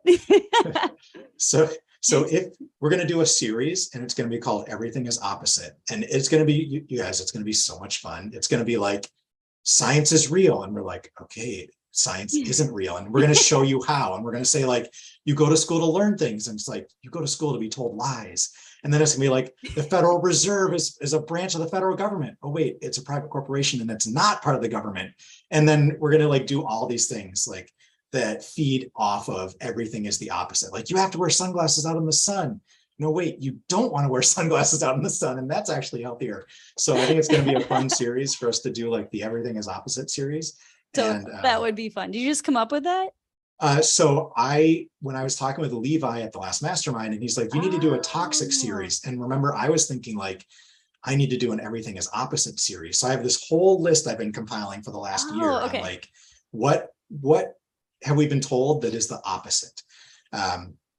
So that's what I wanted to do a series on. And then that would be really fun. Hey, just to make sure, like, we do have a strike. So make sure if you need to say anything, hobo code. So far, I'm good. Okay. I trust you know what to say and what you can't say. Yeah, we're good so far. Because I'm really enjoying doing the YouTube lives and seeing people chime in and talk and stuff. And I don't want to lose that. Well, what we were saying about the stars being in the same place is like, supposedly, like according to science and NASA, that we're in a galaxy living on a planet, and the planet's spinning at 1,000 miles per hour, as the Milky Way galaxy also rotates at a faster speed. And we're tunneling through space at 1,000,000 miles an hour as the galaxy expands. And if that were the case, that all these things are spinning and moving, and then the stars we see above us today would not have been the same stars that you would have seen 10,000 years ago above you. It would be impossible. Yet, when we look at the drawings and the astrology and astronomy of the star positions 10,000 years ago, they're the same as they are today, exactly the same. And that would be impossible. Fascinating. So that's like another just like idea of like, what are we living in? What is this place? We're living on the back of the turtle. The back of the turtle. So it's all in your head, the macrocosm and the microcosm. So your head is the dome and the firmament, and the spinal column is Jacob's ladder. You have to climb to ascend to heaven, which is in the mind. And that's astrotheology he's talking about, you guys. That's Santos Bonelli. Yeah. Santos. That's lots of people look at the Bible as astrotheological. So you can look at it literally, you can read it figuratively for allegories, or you can look at it as a astrological and an astronomical guidebook to our realm. Yeah. All of them, none of those negate the fact, if you want to believe in like the Christian God, they all still support that. So anyway, Oh, I was going to say one other thing about the back of the turtle. If you haven't read Braiding Sweetgrass, that's a really good book to find out a little bit more about the Native American take on the turtle, back of the turtle. And there's some really good stories, and it's really beautifully written. So go ahead. Or Sir, who's the guy that wrote the Discworld series, Sir Terry Pratchett. Oh, only Michelangelo, who's listening right now, but he can't come in and say hi because he doesn't have his own account or something. So Michael. So Sir Terry Pratchett describes it as turtles all the way down. Oh, really? The world is on the back of a turtle. Mm-hmm. Oh, I didn't know that. Oh, that's cool. There's more than one theory of turtles right. up the world. I was just thinking of the Braiding Sweetgrass. Hey, Sovereignty said, have you ever listened to The Dark Journalist? Yes. And they do follow Matt, and they love, he's like, it's really good to listen to different points of view, which it's so true. You can't live in a vacuum. So I honestly only listen to The Dark Journalist when he's got Catherine Austin Fitz on, because I trained with Catherine when she got out of prison back in like 2000. Did you guys do the convict conditioning? We did. Yeah, sorry, that was a bad pun. If you guys don't know Catherine Austin Fitz is, just give a quick. Just Google it. Search. Google it. Well, yeah, but give your take. Just give it 2 sentences. She worked for the Bush administration as the housing secretary, and she learned that they were basically going into poor areas of cities and driving crime to extremes so that they would lower the property values, destroy the area.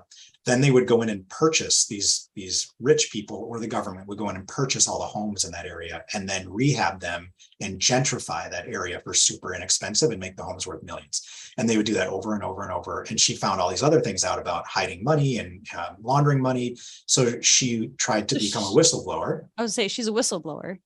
And she went to prison for that. So she worked for Goldman Sachs at the time. She left the Bush administration, went to work for Goldman Sachs, very high level, like financial person.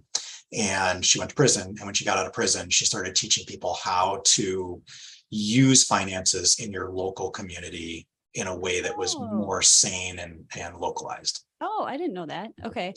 So then does she have YouTube videos, or how do you find her? The Dark Journalist has her on once in a while. Yep, he's got her on. She has her own channel called Solari Report, Solari Report. And Solari Report, you have to pay for, but there's some free issues that you can review. And she teaches you about finances and like how to survive what's coming from a financial standpoint. And then Clint 076 says, don't take copper, but we need copper. I think you're saying like the opposites discussion. Oh, they tell you like copper is toxic, right? Yeah. And silver, like can't have too much heavy metals, but. And instead they put aluminum in everything. And guess what? Go look up aluminum safety data sheet and how toxic it is for the human body. Yet aluminum cans that you drink out of, aluminum cans that things are packaged in like beans, aluminum, if you can find, I challenge you to find cookware that doesn't have aluminum in it. Oh, this is stainless steel. Guess what? There's aluminum encapsulated inside the stainless steel. And they don't have to tell you that, right? They don't have to tell you that. And it's not, so it is almost everything we're using around us, including what they're spraying in the skies. It's aluminum, aluminum, aluminum, aluminum. And your antiperspirant, it's aluminum. And right. So it's like, well, and aluminum foil. We've just grown up with that. Like we just use aluminum foil and don't even think about it. It's everywhere. Yeah. Your bikes, your furniture, it's all aluminum. So anyway, the stars have always been in the same place, which means they are a map to our realm that we live in the matrix. And therefore, astrological signs and events are very meaningful for what happens on this planet/matrix, because they've always been in that same place, and we can use them as guideposts for all future events. That doesn't mean we can predict what event is going to happen, but we can predict the energies around that time period and better be prepared for what could happen. Okay. So that's where we were leading into Lovette, who's an alchemist, but she does sidereal astrology. There's multiple types of astrology. Most people in the Western world are familiar with tropical astrology.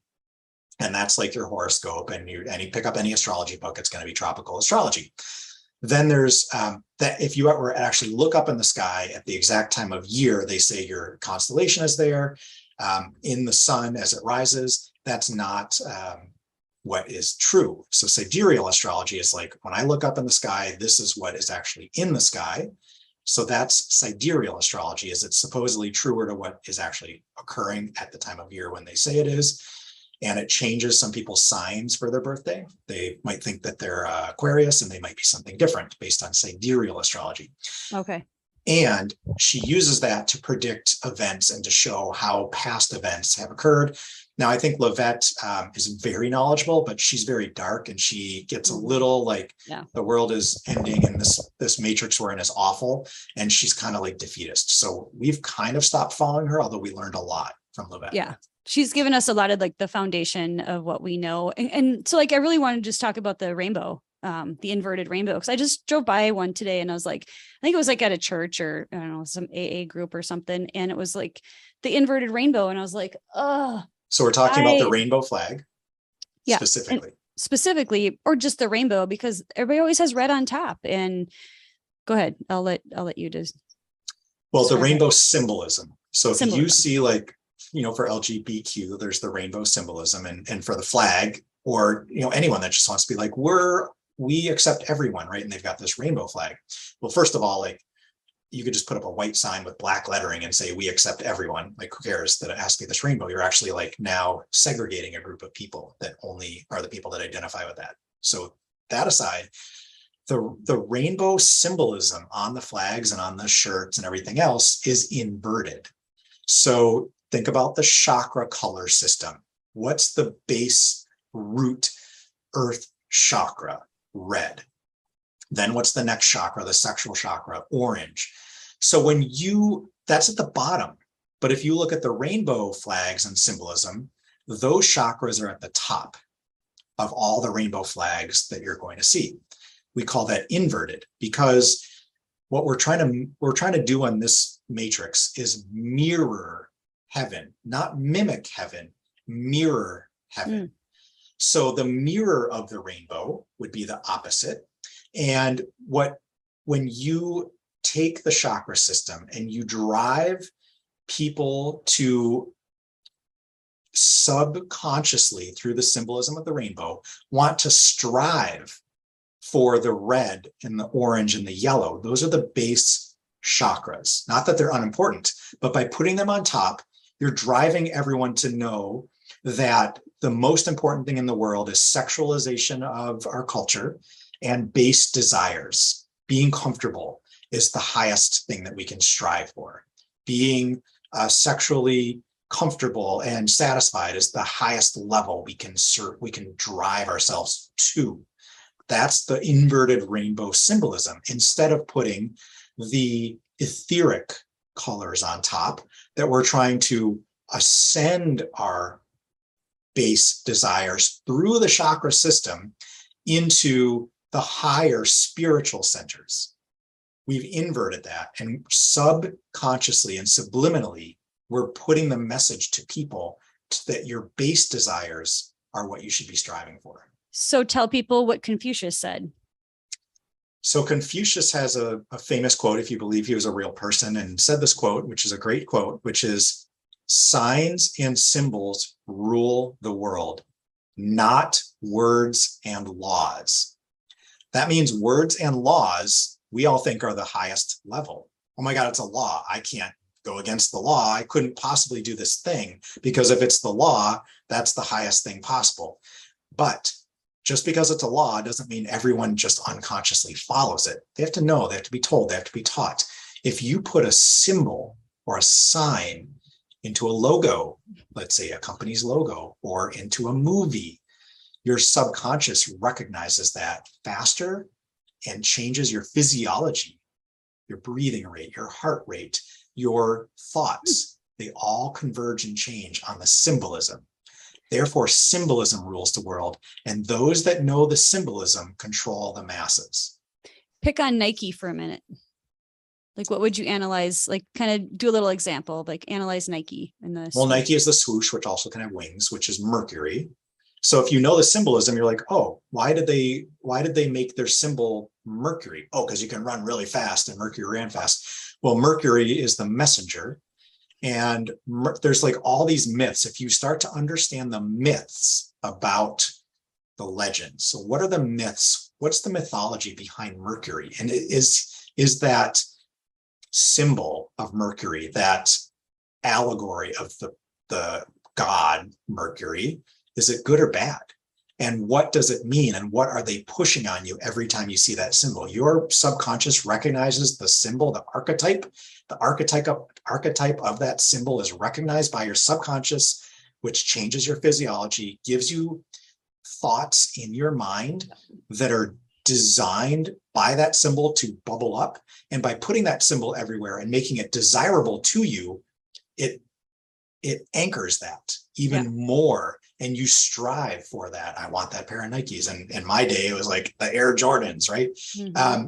That was the thing you strove for. And that symbol became everything. So the symbolism around you is chosen very consciously for your subconscious to be programmed.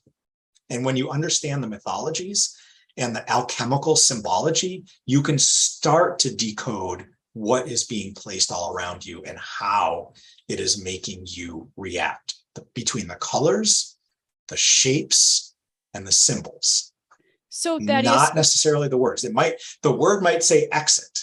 Yeah. But the color that they use for the word exit and the way that they design the box that it's in a rectangle. Everyone can see an exit sign. It's not in a circle. It's not in a triangle. It's always in a rectangle. By doing it, just because it says the word exit and we know what exit means, our subconscious is being told a different story. What is it? I don't know. I'm not going to tell you. You got to do your own research. Why is it in a rectangle and why is it red? What? Why is it? You're not going to say? No. Well, red's the lowest chakra. So you're in a box or you're like contained and you're like, oh my God, you're stuck in the box of your lower chakra. Again, like what you're doing is you're starting to decode the symbolism that's been placed all around us that most people gloss over. They never think about, well, why is the exit sign always a rectangle and red? Why would that be? Why did they choose that color and shape? That's what I want people to start recognizing, and you start to deprogram yourself and become immune to the programming by doing these things. Okay, so if I were to be hearing this information and I'd be like, oh my God, I have to learn all this stuff. And I know like we kind of, like we talk about that with Levette, and Levette says, you guys need to learn all this. You have to go back and read all the ancient books and I don't think that that's necessary because that's a lot of content and it seems like unnecessary, right? So don't freak out, you guys. Like this is coming to you for the first time, perhaps, and it's not. I mean, it's a big deal, but it's coming into your awareness, right? But what would be like the place you would go then to go? Okay, well, I just want to dip my toes in this and see what this is about, and see like what have I been programmed by? Like, what would you say? Like, where would people go? Easiest place to go is to go to Brighteon.com. You might want to put that in the chat, Brighteon. And go to Levette. So I think it's Levette 11 is her channel name. I'll put it in the chat. How do you spell it again? I'll put it in the chat as well. Oh, you can. Okay. So you want to go to Brighteon and you want to look up 11. Now, again, Levette is awesome, but also like she can get a little dark. She has a video and it's called Signs and Symbols, or it's called Symbolism 101. And it has the video you're looking for has the photo of Confucius that says signs and symbols rule the world, not laws and words. And that's the video we showed at our Spirit of Nature retreat. Remember we did the hour class of that? So you can spend an hour of your life and that video will start to open your eyes to like, oh my gosh, I cannot believe I've seen this symbol my whole life. And I never knew that it was actually an ancient Greek god that means this. So like it will start to blow your mind and open your eyes on the symbolism contained all around you that is subconsciously programming you. And once you recognize the symbol for what it is, you can no longer be programmed by it. Okay. So, and with all that, you guys, there is no good or bad, right? Like it's like what you see in it. And it's just like acknowledging and observing like, oh, this is the yin yang symbol, right? Like I understand what that means. I actually don't understand what that means entirely. So I'm not going to pretend. But there's light in the darkness and there's darkness in the light, and everything dark has a light side, and you cannot have darkness without having light. If everything is light, there is no shadow, there's no darkness. If everything is dark, there's no light. I know that part of it, but I didn't know if there's a different decode to it. You could go to Decode Your Reality, and I'm sure he is broken down. Okay. That's another channel. Okay. But I just want to say, like, just because the Nike swoosh has the messenger of Mercury on it, it doesn't mean that it's bad, right? It means that now you understand what they're trying to get you to have an urge for, or want, or program you. And it's not in a good or bad situation. It's observing. That's where I think we want a lot of people to get to, is not us versus them, and evil versus good, and elite versus humanity, dark versus light. Like, these are primal forces that have to be here. And one of the ways to think about this is, like, as we awaken to the symbolism, we become less programmed by it, and therefore we allow ourselves to be open to more information and truer information that comes into our reality. And what we want everyone to get to the point of, including ourselves, is to get out of the us versus them mindset. And then there's not like some dark group of people trying to like kill off humanity and make us all dumb and enslave us.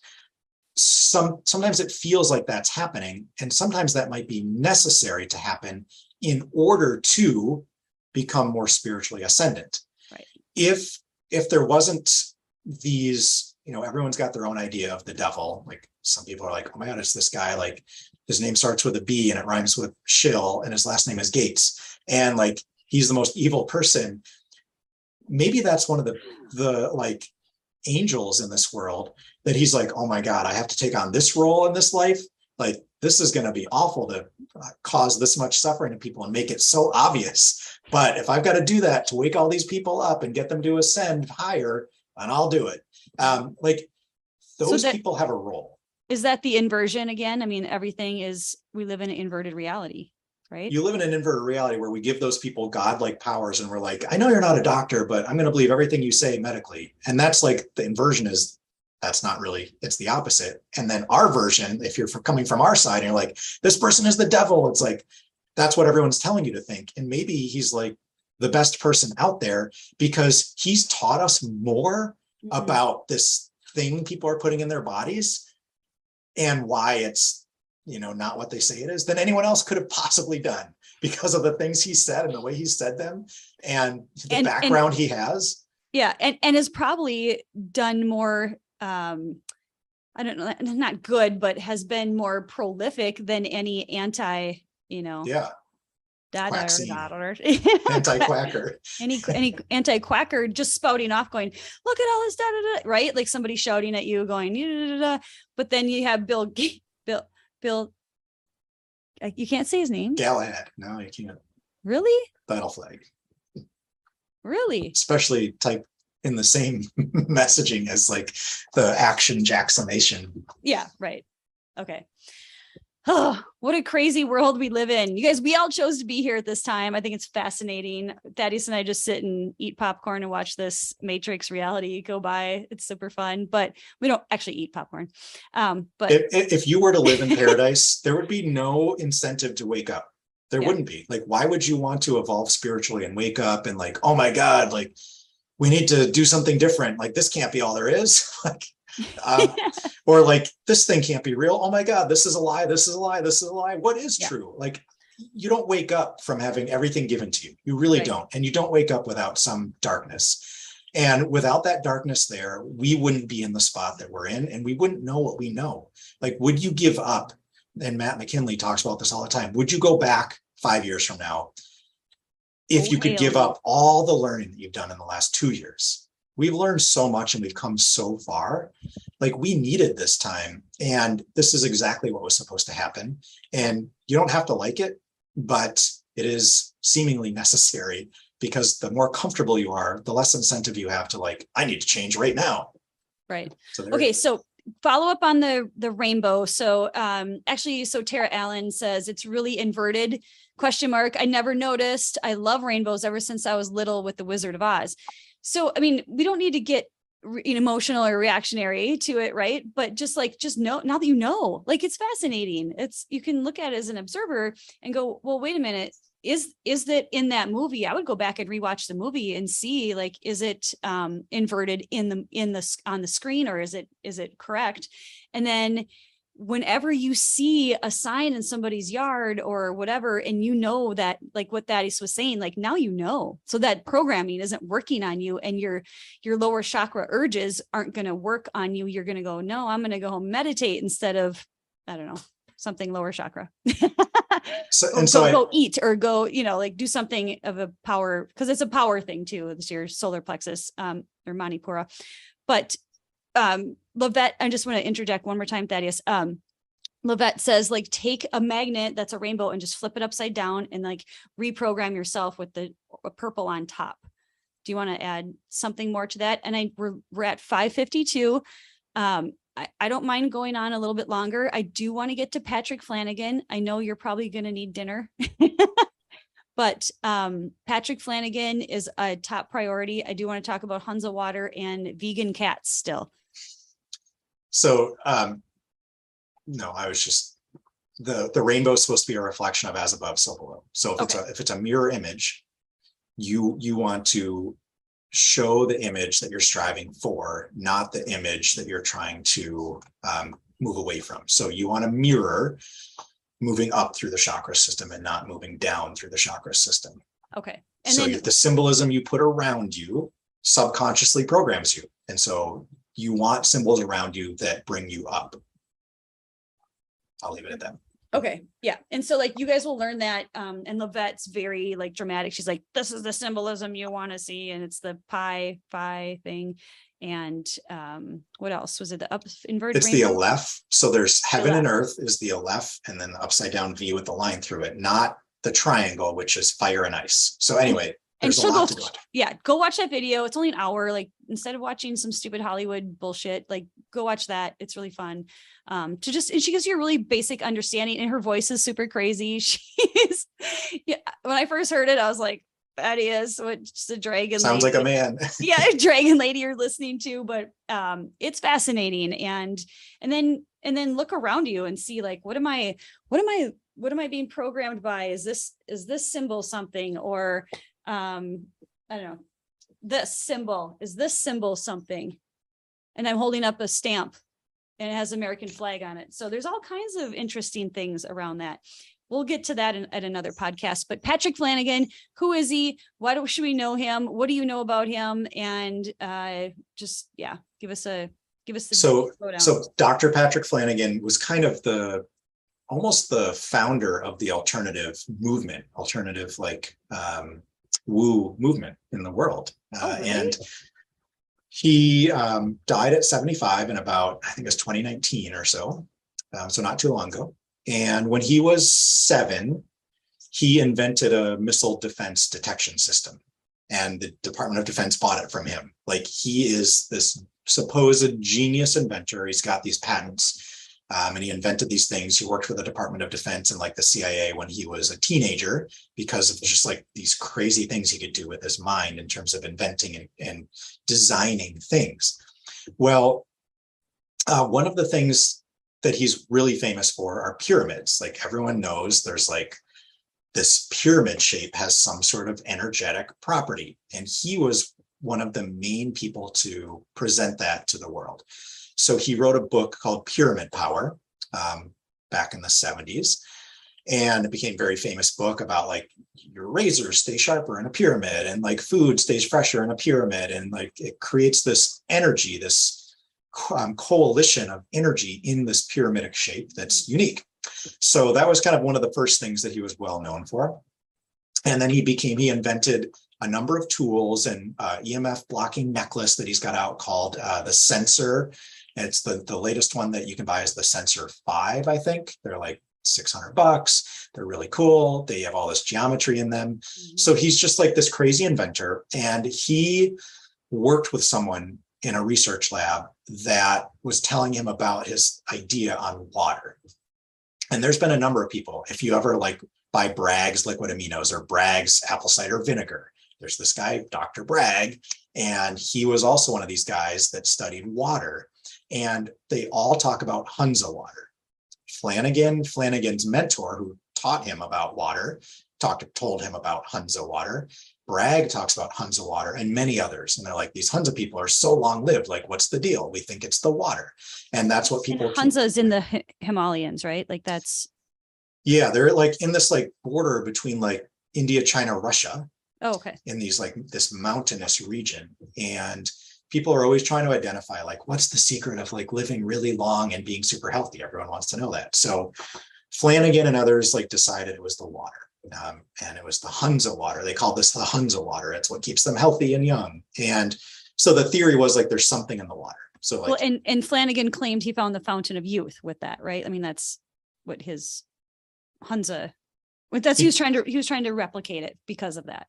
Yep. But he died at 75. So like, there's this thing of like, it could have been the fountain of youth and longevity, but he wasn't 100 when he died. So then there's like, I thought he had a weird way of dying. Well, they claim that he died of falling down the stairs or he fell and there was an infection from the fall that he died of. So up until that point, like the videos of him, he looked super healthy and vibrant in his older age. So he claims that there were like his claim, people have all different claims. It's like low deuterium water and someone invented a low deuterium water. And then he claims that it was a special crystal colloid that was in the water that was doing it. So he spent like a decade recreating this crystal colloid that he could sell.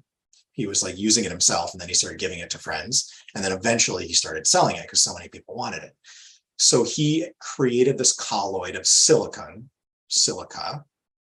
And a colloid is just like this suspension of a solid in a liquid. It's just a way of suspending it and connecting it together. Okay. But he claims that it allowed the silica crystal to have special properties to hydrate the cells of your body when you drink water with this colloid in it.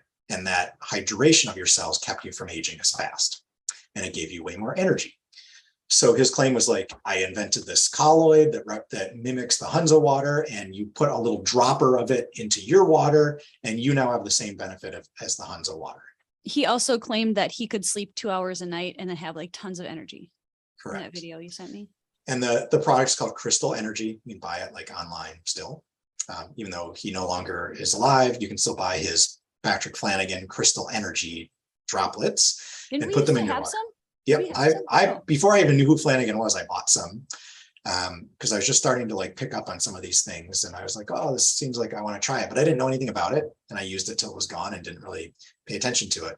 So I don't have any. He has another product called Mega Hydrate that's also supposed to do something really similar, but increase energy and longevity and health by just putting these little things in your water. And it's based on this concept of Hunza water, these long-lived, healthy people. So yeah, no affiliation with any of that stuff. I might try it again someday. I think I bought a bottle of it way back when, like 10 years ago, I bought a bottle of it and it was like $12 and now it's like $75 for a bottle of it. Really? I remember when we first met, you had some and you brought it over and I was like, what is this? Like, I don't know what's this guy all about? What the hell is he putting in my water?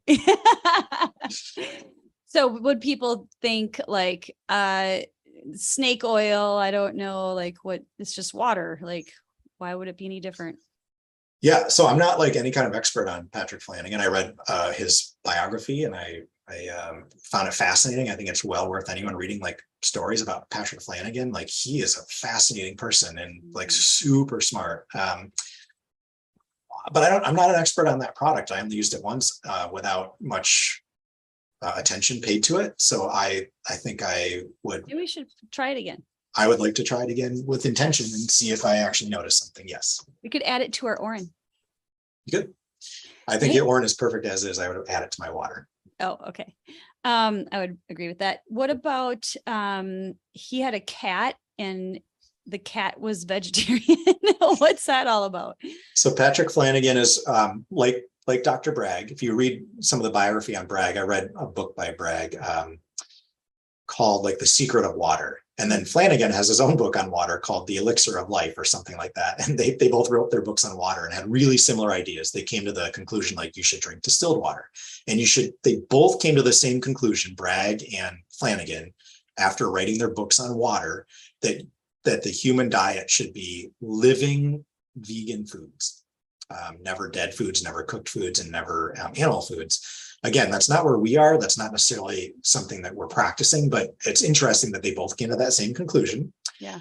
They both have water books. They both were in super great health, and they looked amazing while they were alive. And so Flanigan has this story where he claims like his cats, he created these pyramids, and you can just create them out of like metal or cardboard or wood. It doesn't matter what you create them out of. They have the same energetic properties. Doesn't have to be the right dimension. It has to be the right angles. Angles. Yeah. Yeah. That's the important thing.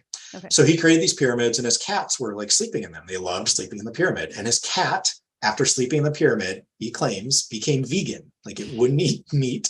And he would like give it this like vegan food and sprinkle yeast extract on top of it. And the cat would freak out over it. It would like love it, and it would never eat meat again. Now, he didn't finish the story and tell people like the cat lived a really long time and was super healthy. So that's still like a question in my mind. But his claim is like this carnivore, this like pure, what we think of as like, it can only be a carnivore. Its digestive system is set up to be a carnivore. Its mouth is designed to be a carnivore, became a vegetarian. Like, but I you don't put know. those flakes, what are those called? Nutritional flakes? Nutritional yeast. Yeast. That's what he would put on it? Put on the cat's food. He put it on, he gave it some kind of vegan food and put the nutritional yeast on the top of the food. Did And he like, use Paul Bragg's nutritional yeast? Yeah, probably.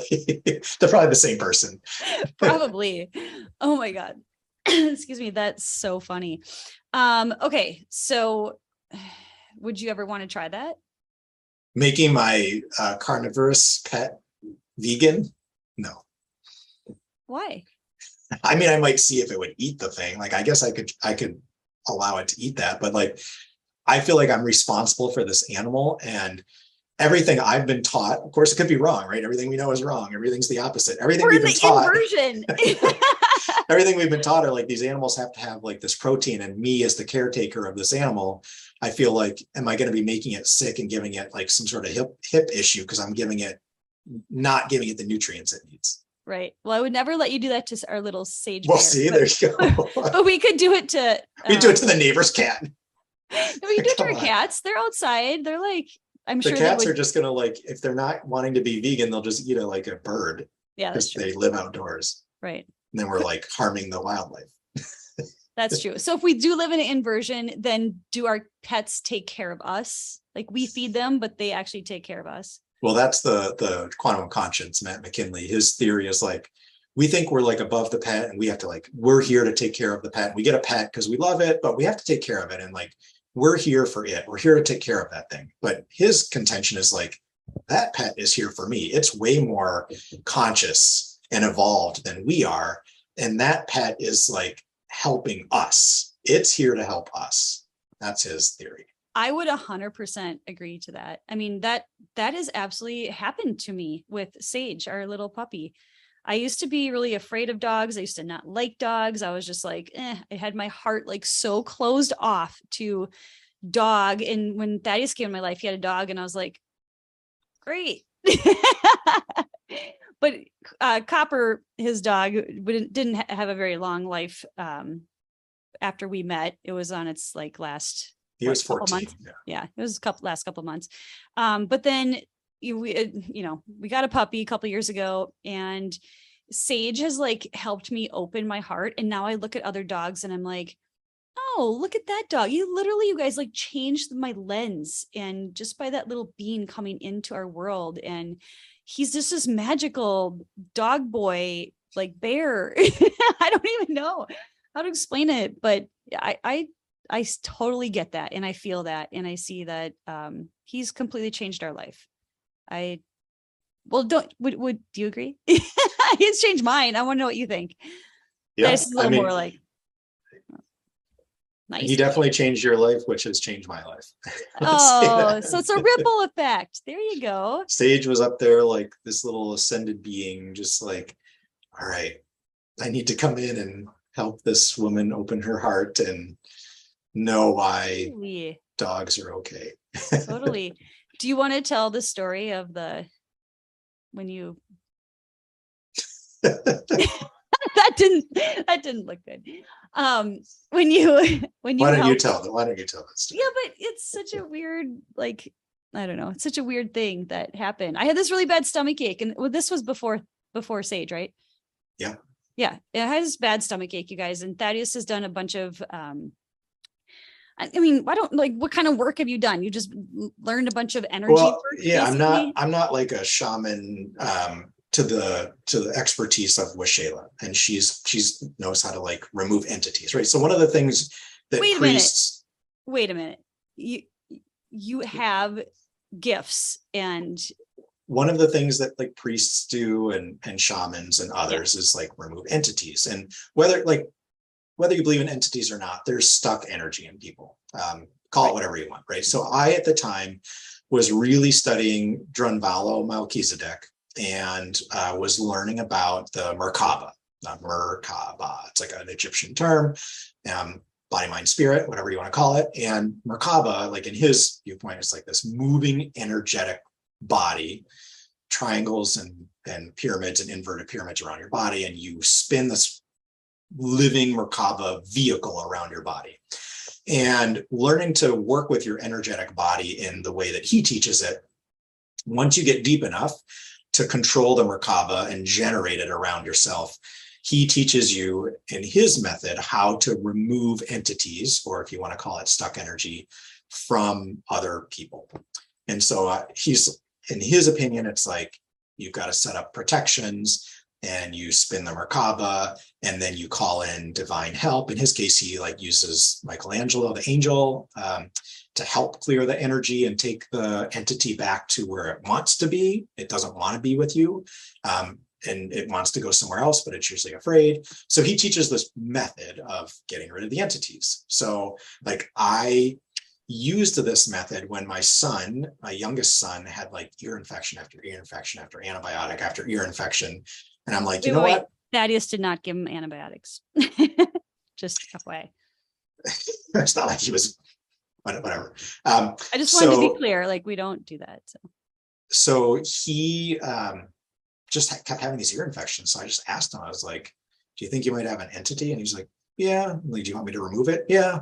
So I did, and he's never had an ear infection since, and it's been like 2 years. He was like 8, 9. He was 9. He's 11 now. Yeah. Yeah. And you guys, he would kick and scream and he would yell. He'd be like, ah, because his ear would hurt so bad. His ears hurt so bad. And we'd all just be like, oh my God, we feel so bad for you. But it was like annoying. Like poor little dude, just like yelling, it hurts, constantly. He did this, ear thing on him. And I was thinking about that the other day. I'm like, he has never complained about it since.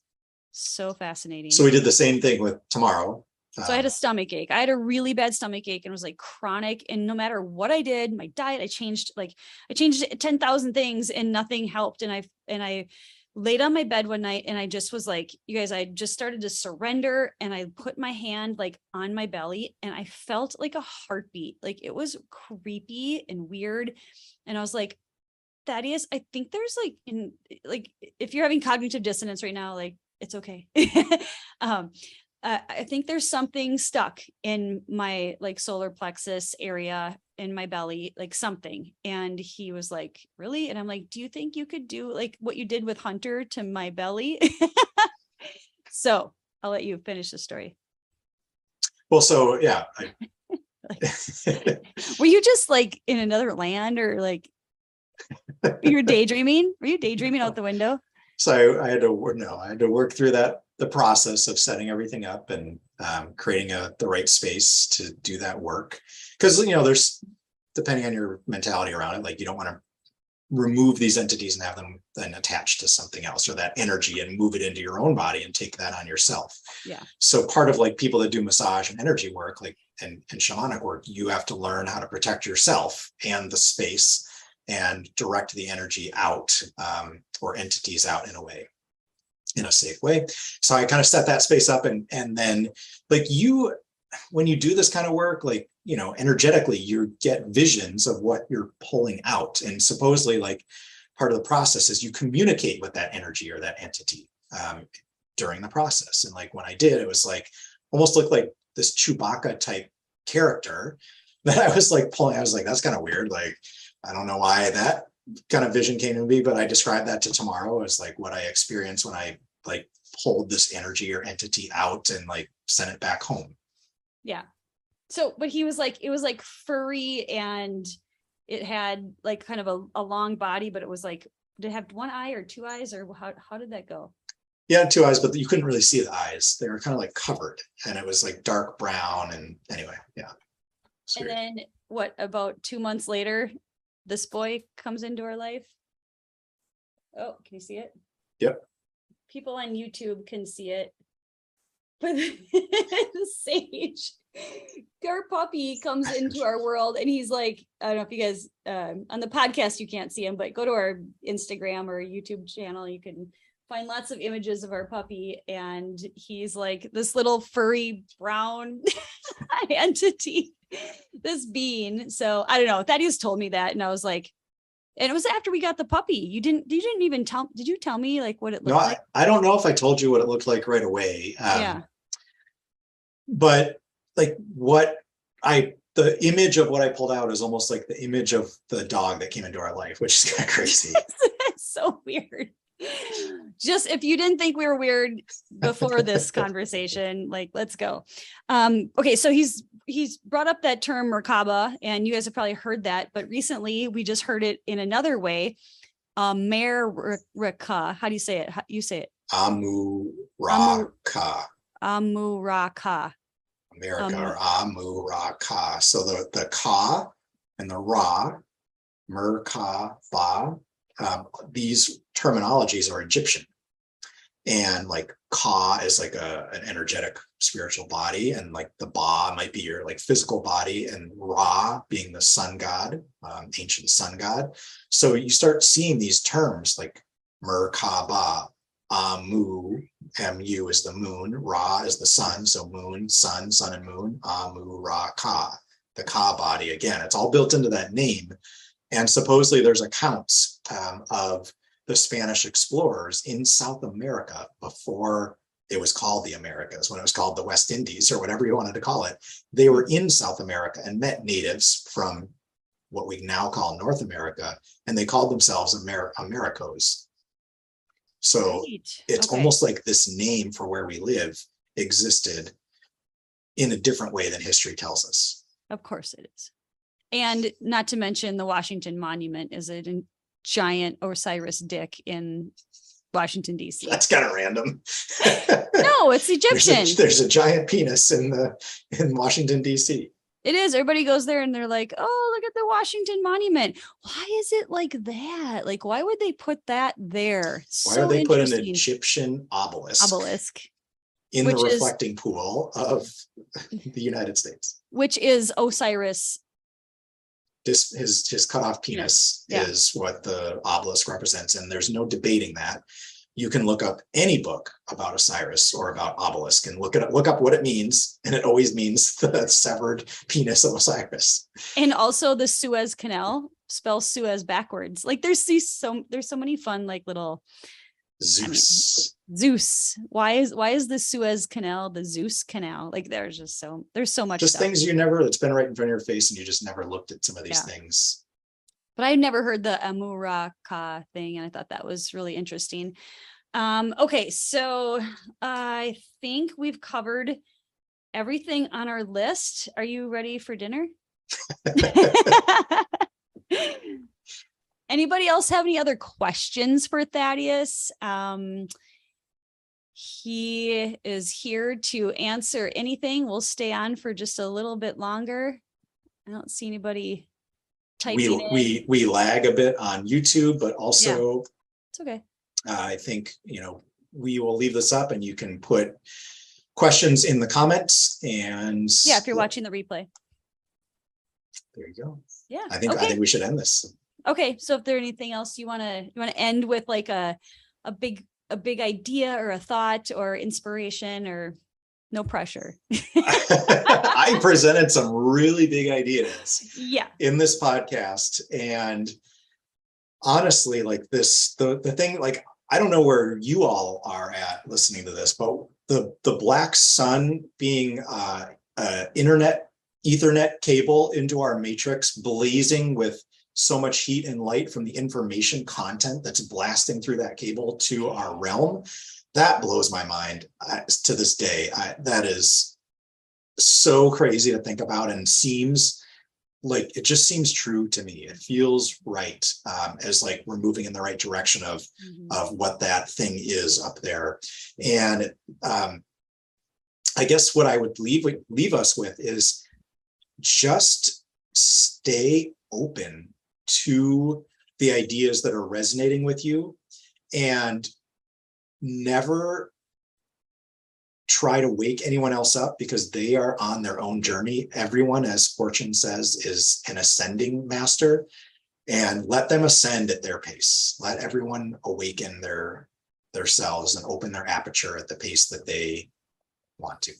Yeah, love that. That's such a great great thought. And we don't need to judge, right? We don't need to say good or bad and all that stuff. Like, just more love, more peace, more unity.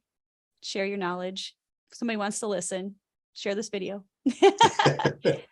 Actually, I wore my pendant. Do you want to tell people where to find out more information and a little bit about this and our store? Let's just do that real quick. And Jackson just jumped on. He said, hey, what's happening? Fellow primals. he must have missed the beginning. Go back and listen to the beginning, Jackson. Yeah, you mean fellow Atlanteans / primals, or neither or all of the above? Fellow evolving humans, evolving spiritually. Yeah.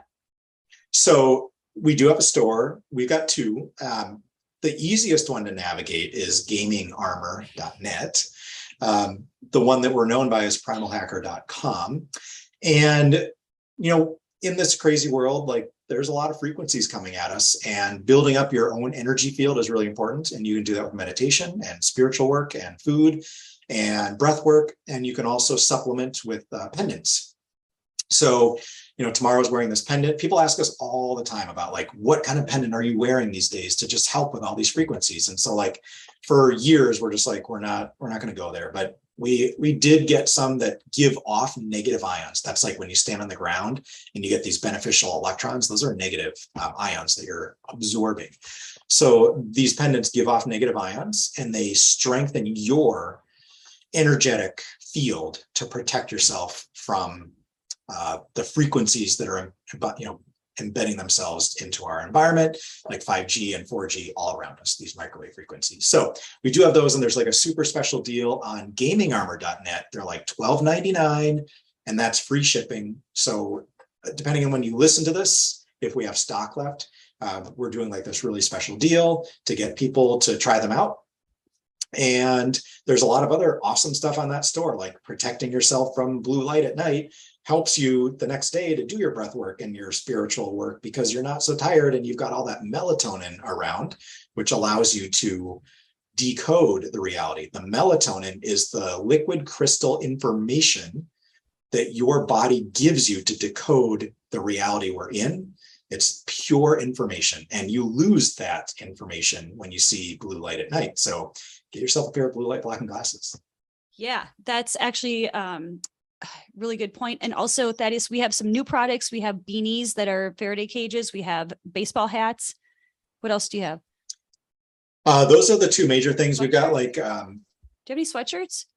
Yep. We've got EMF blocking hoodie sweatshirts on there. We've got the beanies that are EMF blocking. And I tell you what, like, when 5G hits, like, everyone's going to be looking for these things. Better to get them now to be ready. But honestly, like, protecting yourself from harmful frequencies and then learning how to transmute and use alchemy to rearrange the frequencies all around you to be healing is also part of the work. These are some of the glasses that we have. These are quartz. Mine are probably dirty, but can't tell on the podcast. I always do that. I always forget. We're on the podcast. So she's showing you a pair of the bamboo frame blue light blocking glasses that these are the quartz we created. Right. And do we have a discount code for my pool party podcast people? Tomorrow 20. I thought it was Heidi 20. It's tomorrow 20. Heidi 20 is for Earth and Moon grounding mats. Oh, I was wondering why you chose that. You just wrote, okay, we'll talk about that. Tomorrow, so I can give everybody that discount code. Yep. Tomorrow 20. There you go. Jackson says, get them now before inflation hits. I love my EMF sweatshirt and my blue blocking glasses. Of course, Jackson says that. He's my solar panel salesman. Inflation has it. Like we could have got those EMF sweatshirts for like $90 last year, and now they're like $180 or something. I mean, we're already seeing things go up quite a bit. Jackson, you're the best. All right, you guys, if anybody has any other questions, put it in the chat below. Hope you enjoyed this episode. Thaddeus was here to blow our minds, and job well done. Thanks, babe, coming on. Always a pleasure. All right. Love you. Thanks, everybody. Bye, everybody. Have a good night.